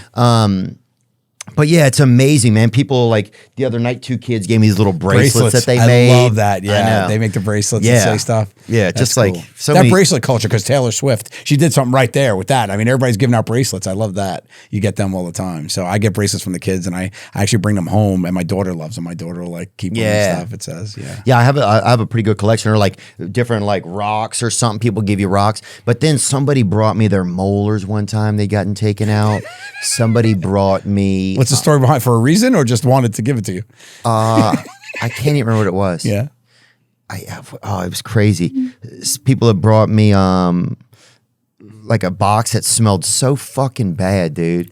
Opened it up and there was nothing in it, and it just smelled fucking horrible. I'm like, It's hot soup water from Hawaii. this guy just brought me some just what? Yeah. You know? Oh, it's terrible. Yeah, I've gotten some like weird stuff too, but a lot of people just like to bring me food. Yeah. Because I'm known for being like a yeah. sweet tooth kind of guy. So I'll get paid. People bring me in cannolis and like pastries and like donuts and stuff. That's awesome. You know, but I'll never eat. They're like, I made you these cookies at home. I'm like, I'm not eating these.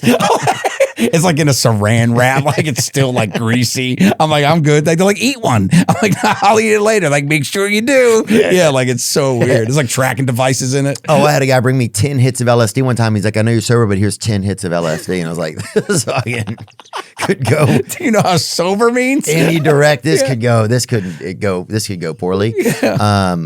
But yeah, a lot of times just some super neat stuff, and yeah, it's crazy sometimes. And then just people like adding to your world of like of your podcast or of your show, you know, or of you guys' podcast, or which is kind of fascinating.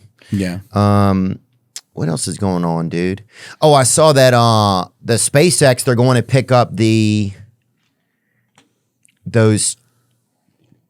astronauts that got stranded. You see that? Oh, I did not. So 2 astronauts got stranded, right? I knew that part. Crewmates on the International Space Station, and for the stranded astronauts, the arrival of their ride home. Perhaps an additional reason for Butch and Sonny to celebrate.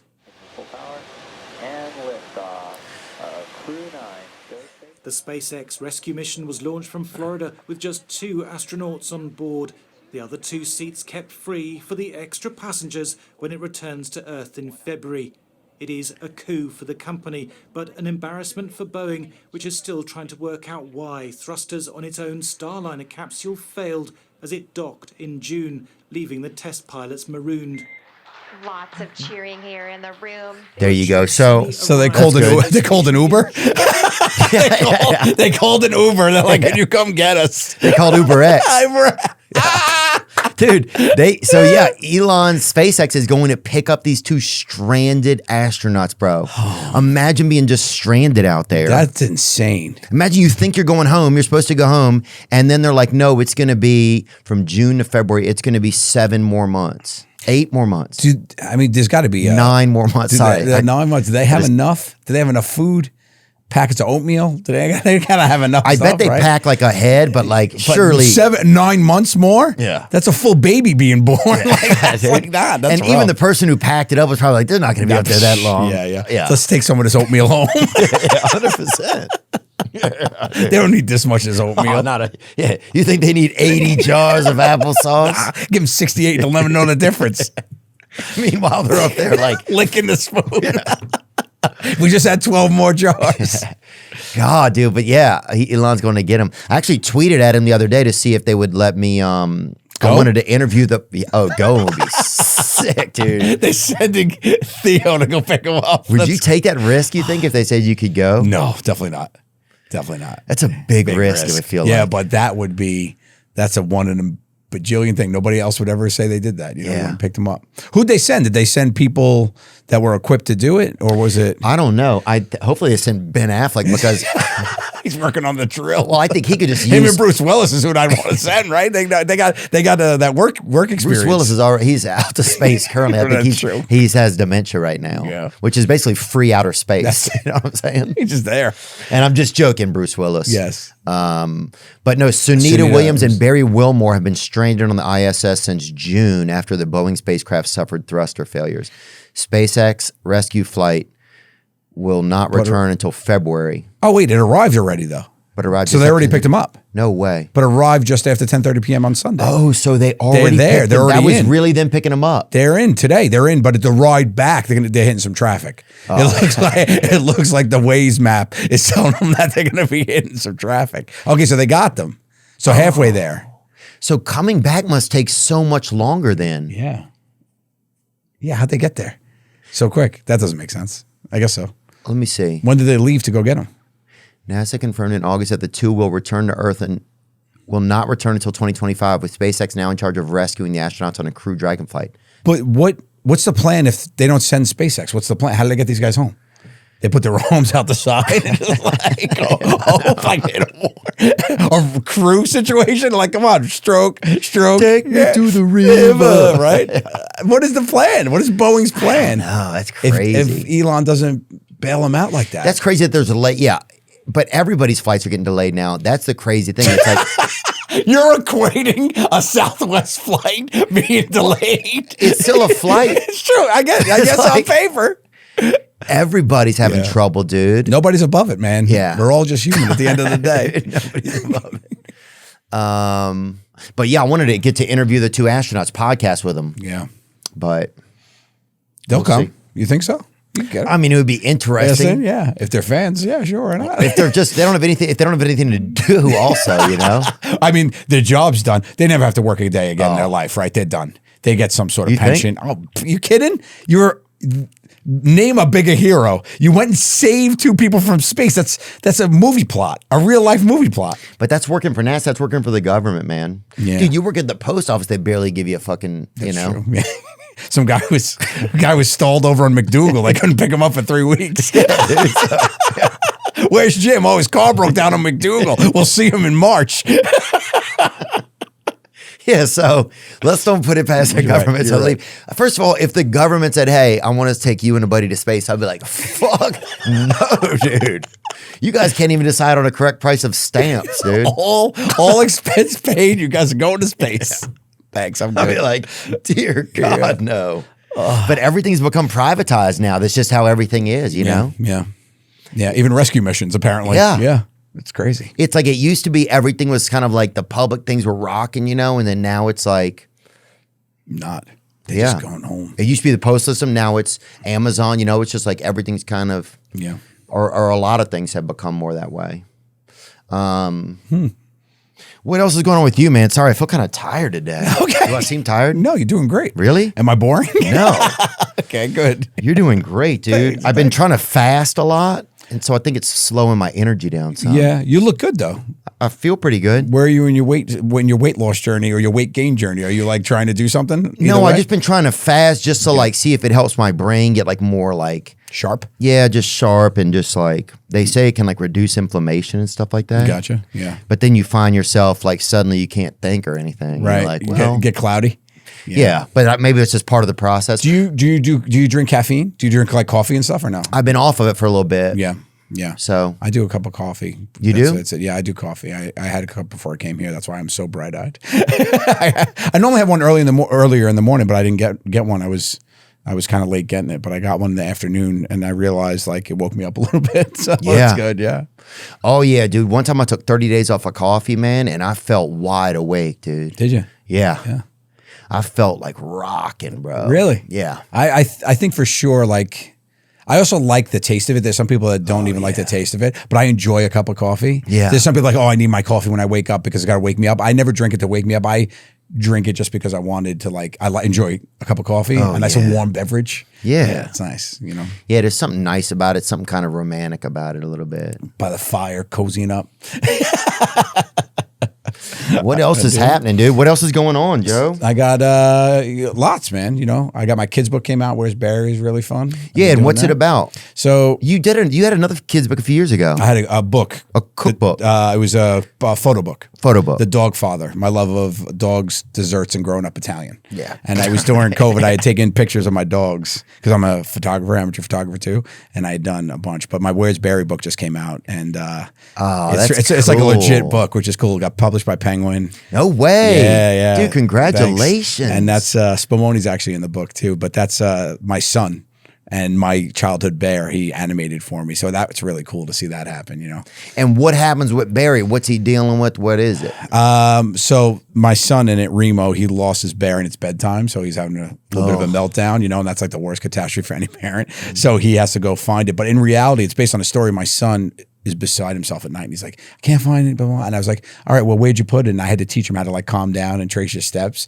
But he was decided in real life to play hide and seek with it. And he hid it under a pot in the kitchen, in a cabinet. I never would have found it ever. Yeah. So I had to like calm him down and he went and found it. So I wrote this book up and I sent it over. And the guy that did it, Luke Flowers, is awesome. He's a huge Jokers fan. He put a bunch of Jokers like Easter eggs in it, which is really cool. When I got the first things, but it's a really good book. I mean, I like being a part of bedtime. I think it's pretty fun. You know, I read it to my kids, my son. I went to their school, got to read it to the school, which was fun. Yeah. So my son's like, he's like, I'm in a book. You know, it's really cool. Was he excited when his dad came to school or not? Yeah. He's super excited they love when I get to come to school and do stuff. But they come on the road with me too, which is cool. They're gonna come on the road with me next week. Actually, they're gonna be 2 weeks. They'll be with me, and they're gonna come hang out on the road, which I love. I love to get to take them out. Yeah? Yeah, it's fun. They love coming on stage at the end and bowing like they did at the end of the special. It's really fun. But they just like to be like room service. It's like, can we get pancakes? Like, it's like, he's like, feels like a king, which is fun. They get to see these towns, which I like too. They get to go to different places. I like them to not be, sheltered. I want them to see the world and stuff. Yeah, we were just in Milwaukee. Milwaukee was a really amazing city that I didn't know Milwaukee. It was like that. Oh yeah, Milwaukee is great. Bro, I had no idea. And then there was another city that we were just in. Springfield, Missouri. Springfield, Missouri. Yeah. Yeah. It's a sleeper. Yeah. Yeah. It's a fun one. Yeah. And I don't even remember where else. Jesus. But that's like my favorite part about it is like when you go to these little towns. 2 years ago, I wanted to perform live comedy. I wanted to perform live in all 50 states. So I did it. I checked off all of them. My last one was Fargo, North Dakota. You went through there, yeah. Such a cool little town. And then you get to all these little towns. I love that about going down Main Street. You see all their little stores. Little mom things. and pops. And every street's got like a candles and bullshit, kind of store, and they got their coffees. And you just walk around. I love that. That's so cool. Yeah, that is awesome. Oh yeah, just a simple fact of getting to see certain places, man. Like we got to go through like Eastern Oregon. And that was just. Did you ever do the Coast Drive? Did you ever do that drive on like the Pacific Coast Highway? I've never done it. Oh no, yeah, that's really fun. Oh wait, I've done it down by California, but I've never done it all the way up. Yeah. So my wife, when she was still my girlfriend, I picked her up. She lived in off near Seattle, this town in Seattle. So we took her from Seattle and I drove her down to her parents in San Francisco. Oh. So that was such a pretty drive. And then when I lived in LA, I never did it all the way, but I've connected each piece, But it's really cool. It's like movie sets. It's unreal. There's pictures of it. That's so pretty. Yeah, America's a beautiful country, man. Yeah. There's so many cool spots. Yeah, we just saw some Mennonites too. We were in Little Rock, I think. And we saw some Mennonites outside of there. Bring up a Mennonite. There you go. Was it creepy? No, they were cool. It was just. Did you see them at night? No. They disappear, right? Well, I don't know what they do. I don't know what they're up to at night. Well, we saw some, lit up ones. We saw some daytime ones. Daytime Mennonites. Yeah. It's my favorite type of Mennonite. Nighttime Mennonite, that's kind of creepy. Yeah, that's like a major like trope in horror films, right? It's like that type of life. Yeah. Yeah, that's crazy. I could never do that. What are people feeling? Do you see a lot of political stuff up in Staten Island? Is it like Long Island? Yeah, not really. I mean, I feel like it's polarized everywhere. Yeah. But I kind of steer clear of that stuff. I don't really try to put my opinions on people because I don't know much about anything, and people make their own thing. Yeah, do you find yourself getting in the mix a lot? No, I think so. Like it's hard for me to think about it and talk about it at the same time sometimes. It's like, and I don't know when to like kind of put my thoughts in. Like this year we started having just different people on, like we had some politicians on, and then we had like even last week we had Mark Cuban on, and we talked about some political stuff, but sometimes it's hard for me to like think and share what I want at the same time, you know? Yeah. Just some of those conversations, it's not as fun, it's not as fun. Yeah. And then that's why people don't really talk about politics, because it's like, it's a divisive in nature. Yeah. You got to pick a side. So you want to be respectful too of what somebody thinks, but at the same time, sometimes it's like, you don't want to get into like a rebuttal, and then it's like, so it's just some of that. It's kind of like a learning curve, even with doing podcasts. And it's like, how do you get into conversations with people also when they have more knowledge than you do too about stuff, or because you're learning and contributing, or they think they have more knowledge, right. Because then you feel like, well, I think something, but I may not know a fact on it, but it is how I feel, and like when to speak up. When people try to talk you out of feelings, that's like the worst thing ever. When you feel a certain way about anything, and they try to like disprove how you feel about something. Like, I feel like that's wrong. Well, blah, blah, blah. And they hit you with all these like facts, which some were probably made up you don't even know. And it's like, okay, but I still feel that way. Yeah. Yeah. What are you trying to talk me out of, you know? Exactly, dude. Yeah. That's an interesting thing to... What else is happening in the news? What else is going on, man? You read the news when you wake up? How do you get your news? That's a good question. Yeah. Probably TikTok, Yep. websites. That's it, really. Stuff that comes across your radar? Yeah, kind of like that, or things that I'll see kind of over and over again. Yeah. Dude, you see that snake that's head got bit off and it still bit itself? Bring it up. Watch this. They cut the snake's head off, right? Yeah. That's its head at the bottom. That is insane. And so, yeah, that's from Satan, dude. You think it's having a bad day, and then it just gets way worse. Oh, bro, look at that.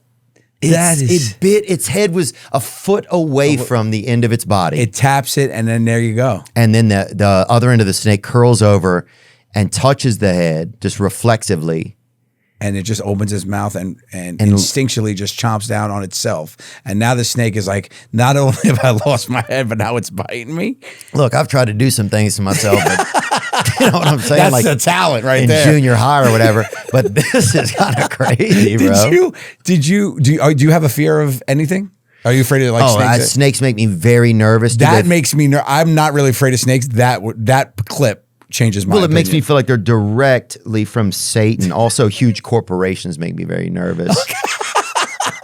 Snakes and huge corporations And are your two sheer big ones? evil. Yeah, those are tough. Those are tough. Yeah, and genocide also makes me nervous too, a little bit. And we're talking in no particular order. Yeah.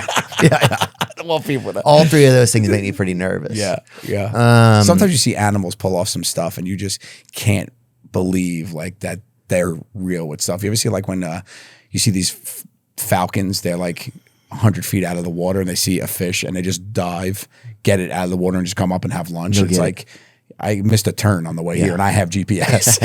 You know what I mean? It's like crazy. It's crazy what some of these animals could do. But biting yourself with your head off, that's bonkers. That's some Diddy shit, dude. Look at those. These are nuts. They just die and they go underwater. They can't breathe them. They're just diving and going. He's just like, boom, I'm just gonna grab this fish right out of the water. Oh. If you could train a falcon to do that and you showed up like at a bass tournament. Everybody's there with their rods. You're just there with the little helmet on it. Go ahead, Maximus. Time to eat. Yeah. In 30 minutes, you're done. I love birds. You're done for the day. You do? I love birds, man. If I could have a falcon, I'd have a falcon. I had a African gray parrot for a minute. No way. Oh, the best. Maximus, his name was. It was a little bird I had. It was so fun. Yeah, those guys, they're super smart. And are these the ones that can read and write or no? Yeah, they're the most intelligent of the parrot. Wow. Yeah, they got that red tail. They're really fun. But I didn't teach it how to talk because I only taught it to go like that because they live to 80 years old. I don't want 80 years old to like, hello. Like, I don't want 80 years of saying hello to this bird. So I didn't teach it how to say anything. Dude, come on. So like, what am I going to do? I'm going to be answering questions. That's like having a toddler or whatever. You don't teach him anything. It's a bird though. He liked his life for a while. It was great. And what happened in the end? I ended up moving to LA and I didn't have an apartment or anything. And I was living with a friend, so I couldn't bring a bird in a bird cage with me. Yeah. So I ended up, there was this bird rescuer that worked with the Bronx Zoo. And she came over, took it, and interviewed her, and she was really nice. So they got a good zoo in the Bronx. A lot of union work, a lot of union animals. A lot of union animals up there. It's clean. A lot of union animals. Yeah, the Bronx Zoo is like one of the biggest ones. Wow. Yeah, it's they do a big thing at the holidays too. I think all the zoos do it where they light up, like do that like at night thing. Oh and yeah, it's really really cool. Animals at night or whatever. Yeah. Like I saw when I went to Australia, I did the weirdest thing. They had the nocturnal animals. They changed their clock on them.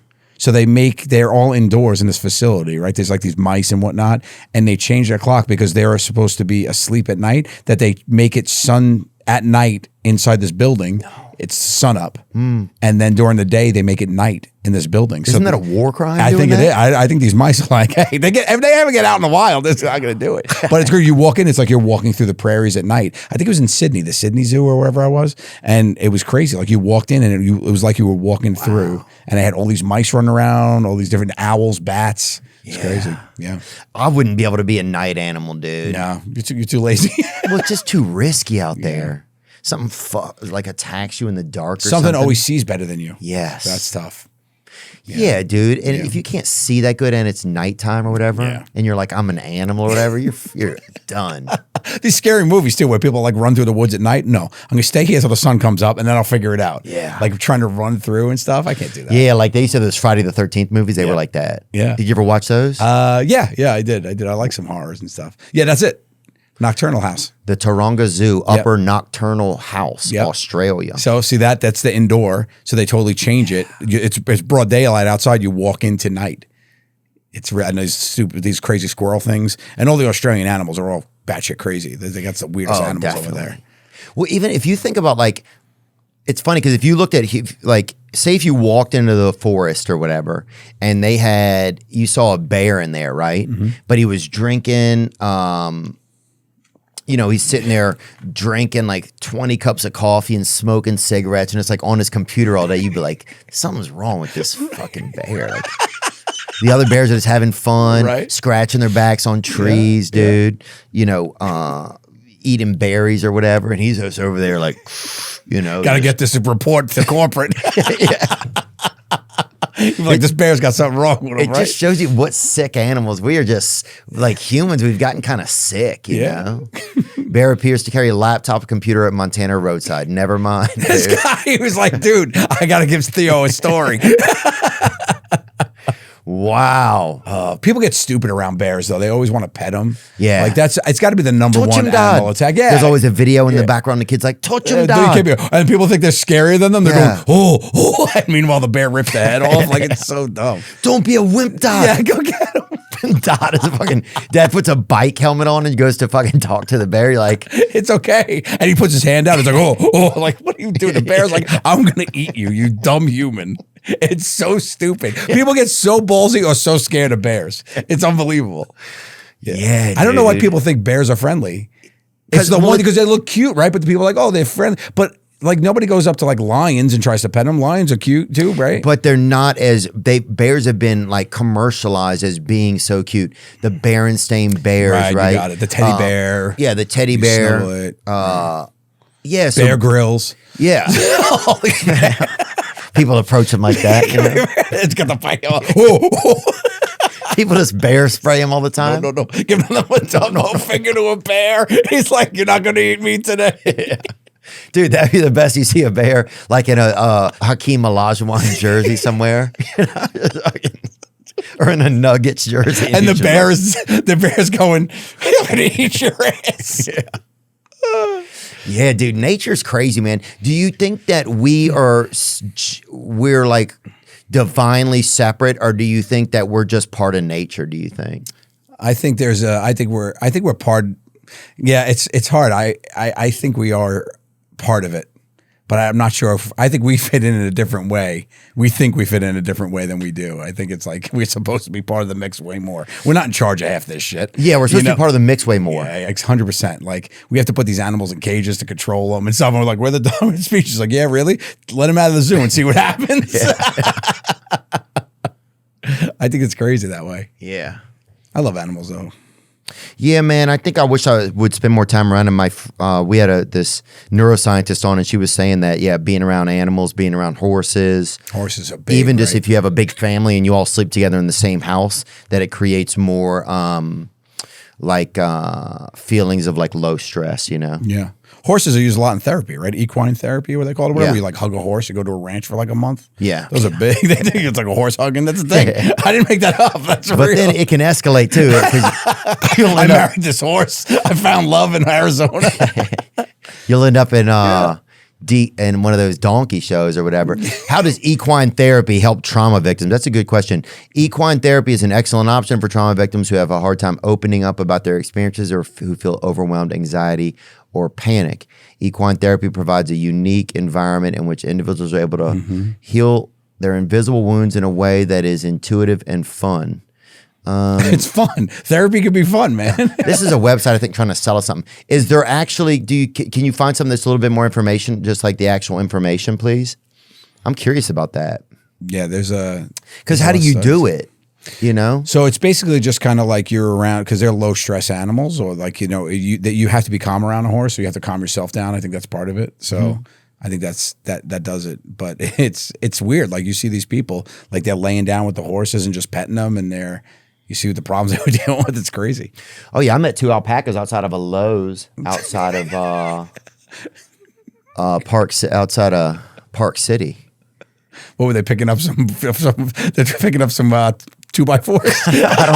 I don't know what they were doing. One of them named Macaroni. I remember that. That's great. Love that. We'll have to put that video in of it. The movement of horses can improve motor function and core strength. No. The psychological effects of equine assisted therapy come from the horse's ability to recognize human emotions and provide an intentional response. Okay. So if you're freaking out, they'll just come over and be like, look, it's okay. I'm a horse. Improve self-esteem. Okay. Yeah, man, I think my brain just feels slow today. Do you ever have slow days? Do you take days off sometimes? I just got off the road too for a few days, and it was just like, that's always the hard one. Yeah. You think? Yeah, I think when you get back to settle in, it's nice. You're trying to readjust because your clock's off too, right? Because like you're having that high of doing a show at night, meeting all those people and doing everything, right? Yeah. So it's a little different. You don't get that at home. Yeah. Yeah. What time do you normally go to bed if you're at home? If I'm at home by 11. Oh, really? Yeah. What about you? I go to bed probably around 1. No way. 1 a.m.? 12, 1, yeah. Joe, that's late, Yeah, dude. I know. I probably should get more sleep. But like I said, I sleep hard with these dogs. I get a good 5 hours. I'm raring to go. I'm a napper though. Sometimes I'll shut it down for 20. I like a good cat nap. Oh yeah. I'll grab a nap. You nap? Yeah, dude. Yeah, I think like napping nap, is the best. bro. I think they're the best. Could you nap for longer though? Like if I go over like 25 minutes, half hour, I'm like, I slept. Like I need to go to sleep. Like I can't, My dream is to take an alarmless nap, dude. Wake up when the body says it's time. Yeah, dude. When blackout God curtain. starts pulling on your strings That's again. right. Yeah. Blacked out curtains. Yeah. Maybe the AC's on. I like it. AC on, earplugs in, fan on. Yeah. One of those Vietnamese water fountains playing in the back or whatever. You got it, of course. Water dripping directly on my forehead in the center. Like I like to be like a POW. You know? That's it, getting out, right? Yeah. Oh, I want, yeah. Do you do ear? I want somebody that's just slip me a small tin of beans around 8 p.m. That's the Do only maybe little food. paper cuts on your foot? Yeah, dude.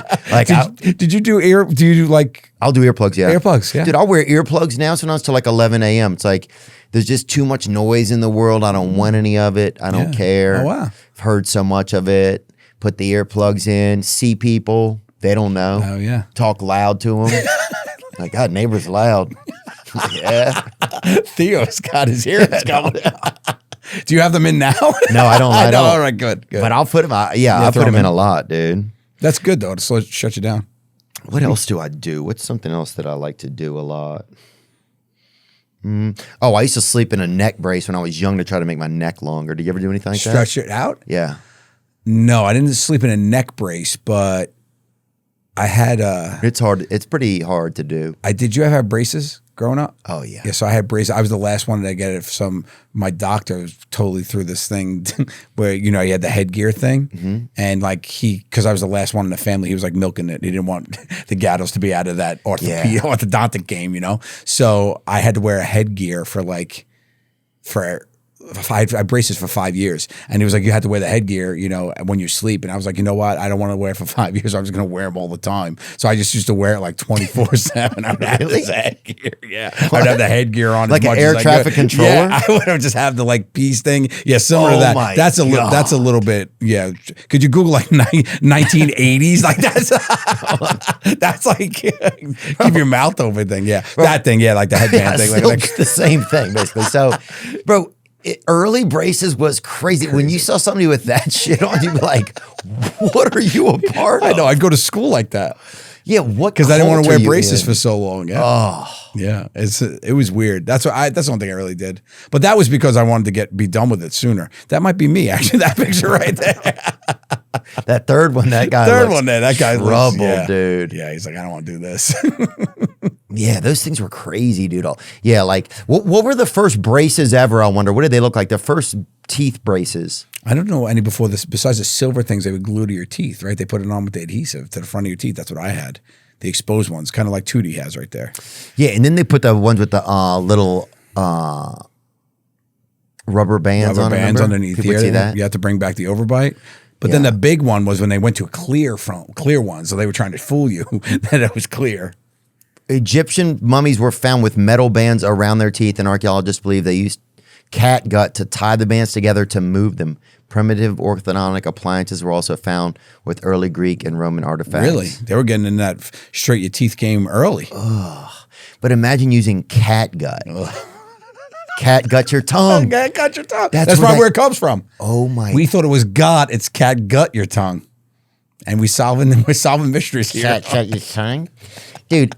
You got cat gut tongue. Look at this shit, bro. Oh My God. Oh, they like drilled through the teeth, though. That's not right. They shouldn't have done that. That doesn't seem correct. Horrible ideas. Yeah. This is also, who knows if this is a reliable website? It's 123dentist.com. So.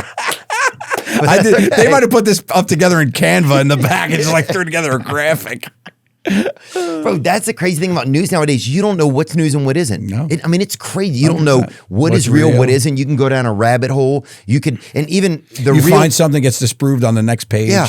And the real news channels, they're not even serving you news. No. So it's like, what the fuck are they? Their opinions. Yeah. That's why I asked you where you get your news from, and you said TikTok. Yeah, which dude. is an insane answer if you think about it. TikTok, Right. rumors. What my neighbor says. Oh, for sure. Whispers dude. at the coffee bean. People things yell out during sex or That's whatever, it, yeah. anything. Did you hear about that? Yeah. I heard it from Doreen, my neighbor. Yeah, dude. Trust me, every now and then when Hank's home early, she leaves her window open and you'll get the real scoop. Oh, she's yelling, SpaceX is saving the astronauts. Like, God, well, when do you guys come already? I'm Please. sick of hearing this. Yeah, news. earpods in. Dude, you what about all that Diddy stuff, man? He's going to go down, huh? Did you ever meet him? I never met him.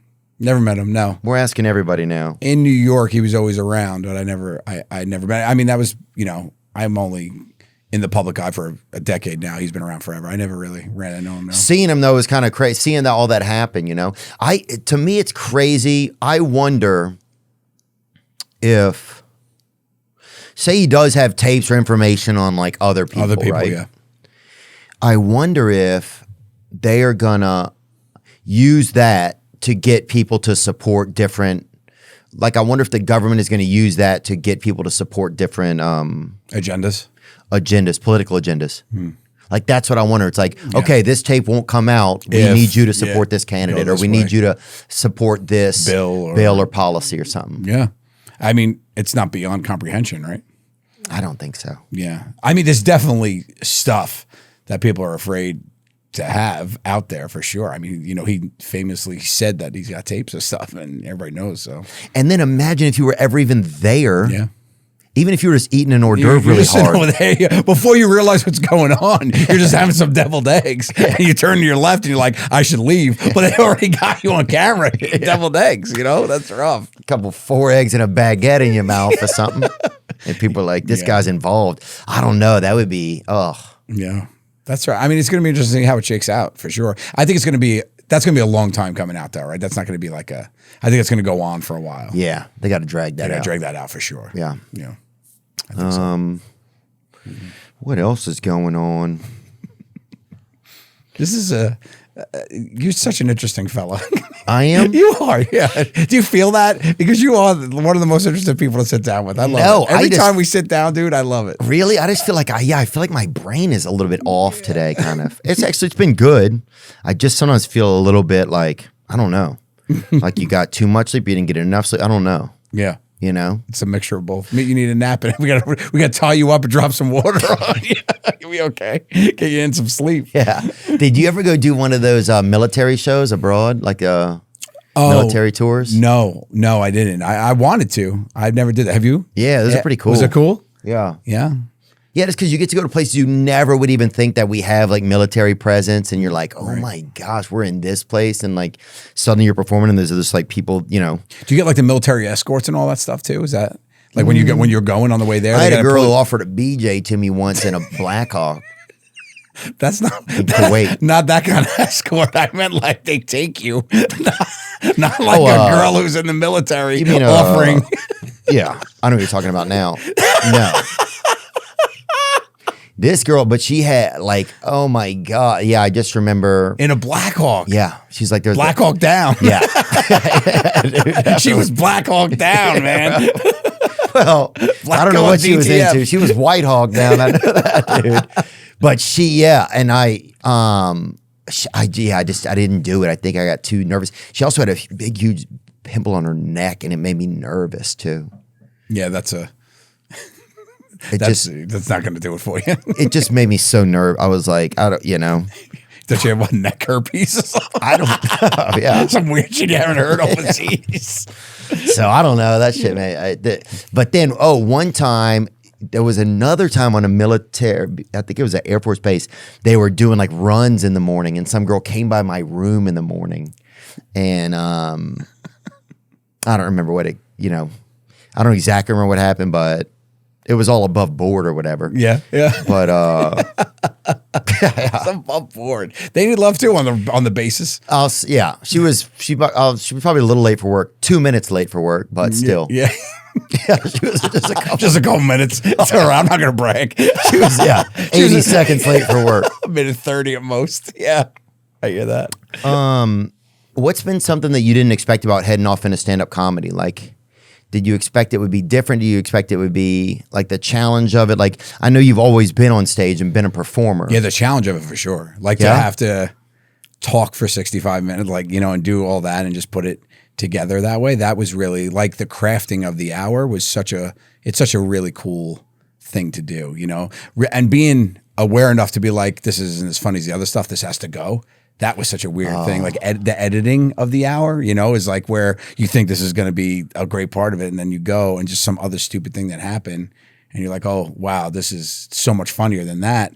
And it becomes a big piece of it. Like a year into the tour, I found a different story. And I just was like, oh, I got to pull this out. This is not as funny as the other stuff. And that was pretty cool. I never really experienced that because you think you have it. You're like, oh, this is a great hour. Yeah. And then you have something like, no, this is a great hour, Yeah, I just had my son, and I had a story about in the new special, Messing with People. I had a story about my son going on a Star Wars ride, and he'd never been on a ride, and he never saw Star Wars. He's 5 years old, and he thought he got abducted by aliens. So he starts screaming, "I want to go back to Earth!" And it was so funny. And I was told Steve Byrne that story as we were driving, and he's like, "Dude, you got to try that in the hour." He's like, "That's funny." He's like, "Got to tell that story." And I was like, "What?" And that night we were driving that night. He's like, "Just tell it. Just start telling it." And I told it. And then I just started working it out and figuring out what the punches were, and it's such a cool part. But I had never really talked about my kids at all, and that's a really cool piece to add to the puzzle. And a really cool way to do it. Cool way to do it. Yeah. Let's see just a bit of it. Big Star Wars ride. Any other Star Wars fans up in here? I got to go on that Star Wars ride that they built. And if you don't know about it, they spent like hundreds of millions of dollars on this ride. It's basically a movie set. It's unbelievable. But it's also an immersive experience, which means everybody who works on the ride is in character. They play a character. So when the ride starts, you're in the woods with all the rebels, and they're moving you down the line. Thanks for joining the fight. You go through the woods, a big alarm sounds, and they go, the first order's coming. We got to get you out of here. You turn the corner, there's this humongous spaceship. The doors open, you get in with these big LED monitors all around you, these 90-inch TVs. And you take off into outer space. A battle begins, you get sucked onto the Death Star, and the next time the doors open, you're on the Death Star face to face with 100 animatronic human-sized stormtroopers with their guns pointed at you. And I was like, this is the coolest thing ever. Are you kidding me? This is so cool. What a cool experience for me. Not for my 5-year-old son, who's never seen a Star Wars film or been on a ride. That's good, dude. Wow, that's hilarious, dude. Yeah, when you take it back and think about that. Yeah. I think like he's gonna think he was abducted. Like later he's gonna be on like a Netflix documentary, being like, I got sucked in his face, and they sucked on my butt. Why is it that everybody gets taken to space? Everybody gets there and probed. Everybody. What is so interesting about our assholes? I don't know. And we can't even see them, dude. That's the scariest part. That's right. If all the information is there and you can't even see it. That's the shit that just like, well, what are we fucking doing out here? That's why they're the higher intelligence. They got all the secrets we keep in our asses. Yeah, dude. Meanwhile, we look at dogs like, look at these idiots. They're all like reading each other's QR codes. Oh, That's the devil's QR code right there, dude. That's true, huh? And you know, no two assholes are the same. It's just like your fingerprint. Same exact thing. I don't know if that's true. Really?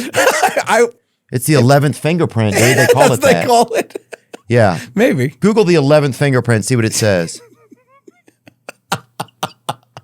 I think, you know what? It seems possible, but I don't know if that's a fact. But also, how do you prove that? You got to know everybody's asshole print? Yeah. What is the rarest fingerprint type?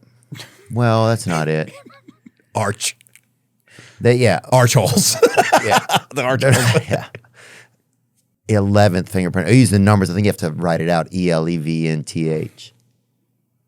Yeah. It's going to be 1, 2, 3 dentist is going to tell us which one. Oh, they're fucking hiding the truth again. That's it. Here it Google. is, man. We got to ask your neighbor. Get the real news. Yeah. Wake up, Spumoni. Yeah, come on, Simone. She did great, man. Thanks. Oh, she's doing great.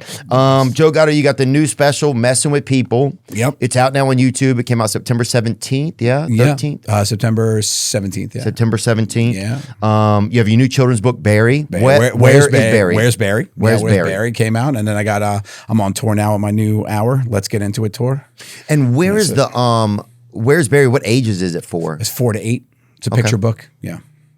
Beautiful, man. Or people who just one day want to have children. You know, if they don't have kids now, it guarantees that you'll procreate. Actually, Really? It reads. It's on the back flap.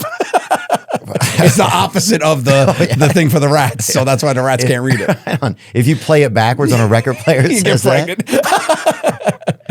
pregnant. Yeah, thanks so much, man. I appreciate you guys shows coming up in Memphis, St. Louis, Indiana, Akron, Oklahoma, Texas. Yeah, I'm in Atlantic City, October, I think 19th. Yeah, October. Wow, you're 19th. doing a lot of shows. Yeah. I've been, so I just kicked off the new tour. So you know how it is. You know, you get out there and do it. Yeah, I'm excited. Yeah. Well, dude, thanks so much for all the entertainment over the years, man. You're the best. Yeah. It's always so great to see you. It's been awesome. And thanks for the nice gift. You gave me a nice, it's like it's almost like this, it's like a counter puzzle thing that you had sent to my room and whenever we're in Milwaukee. Yeah. It was just thoughtful. It had like a funny note on it. Yeah. But yeah, thanks for all the thoughtful humor over the years. Congrats on the new special, man. And and you also have the podcast. Yep. Two cool moms. Two cool moms with Steve Byrne. With Steve Byrne, yeah. You can find that wherever you get your thanks so much, dude, for hanging out. You're the best. I appreciate it. Love you, buddy. Love you, man. Now I'm just floating on the breeze, and I feel I'm falling like these leaves. I must be cornerstone.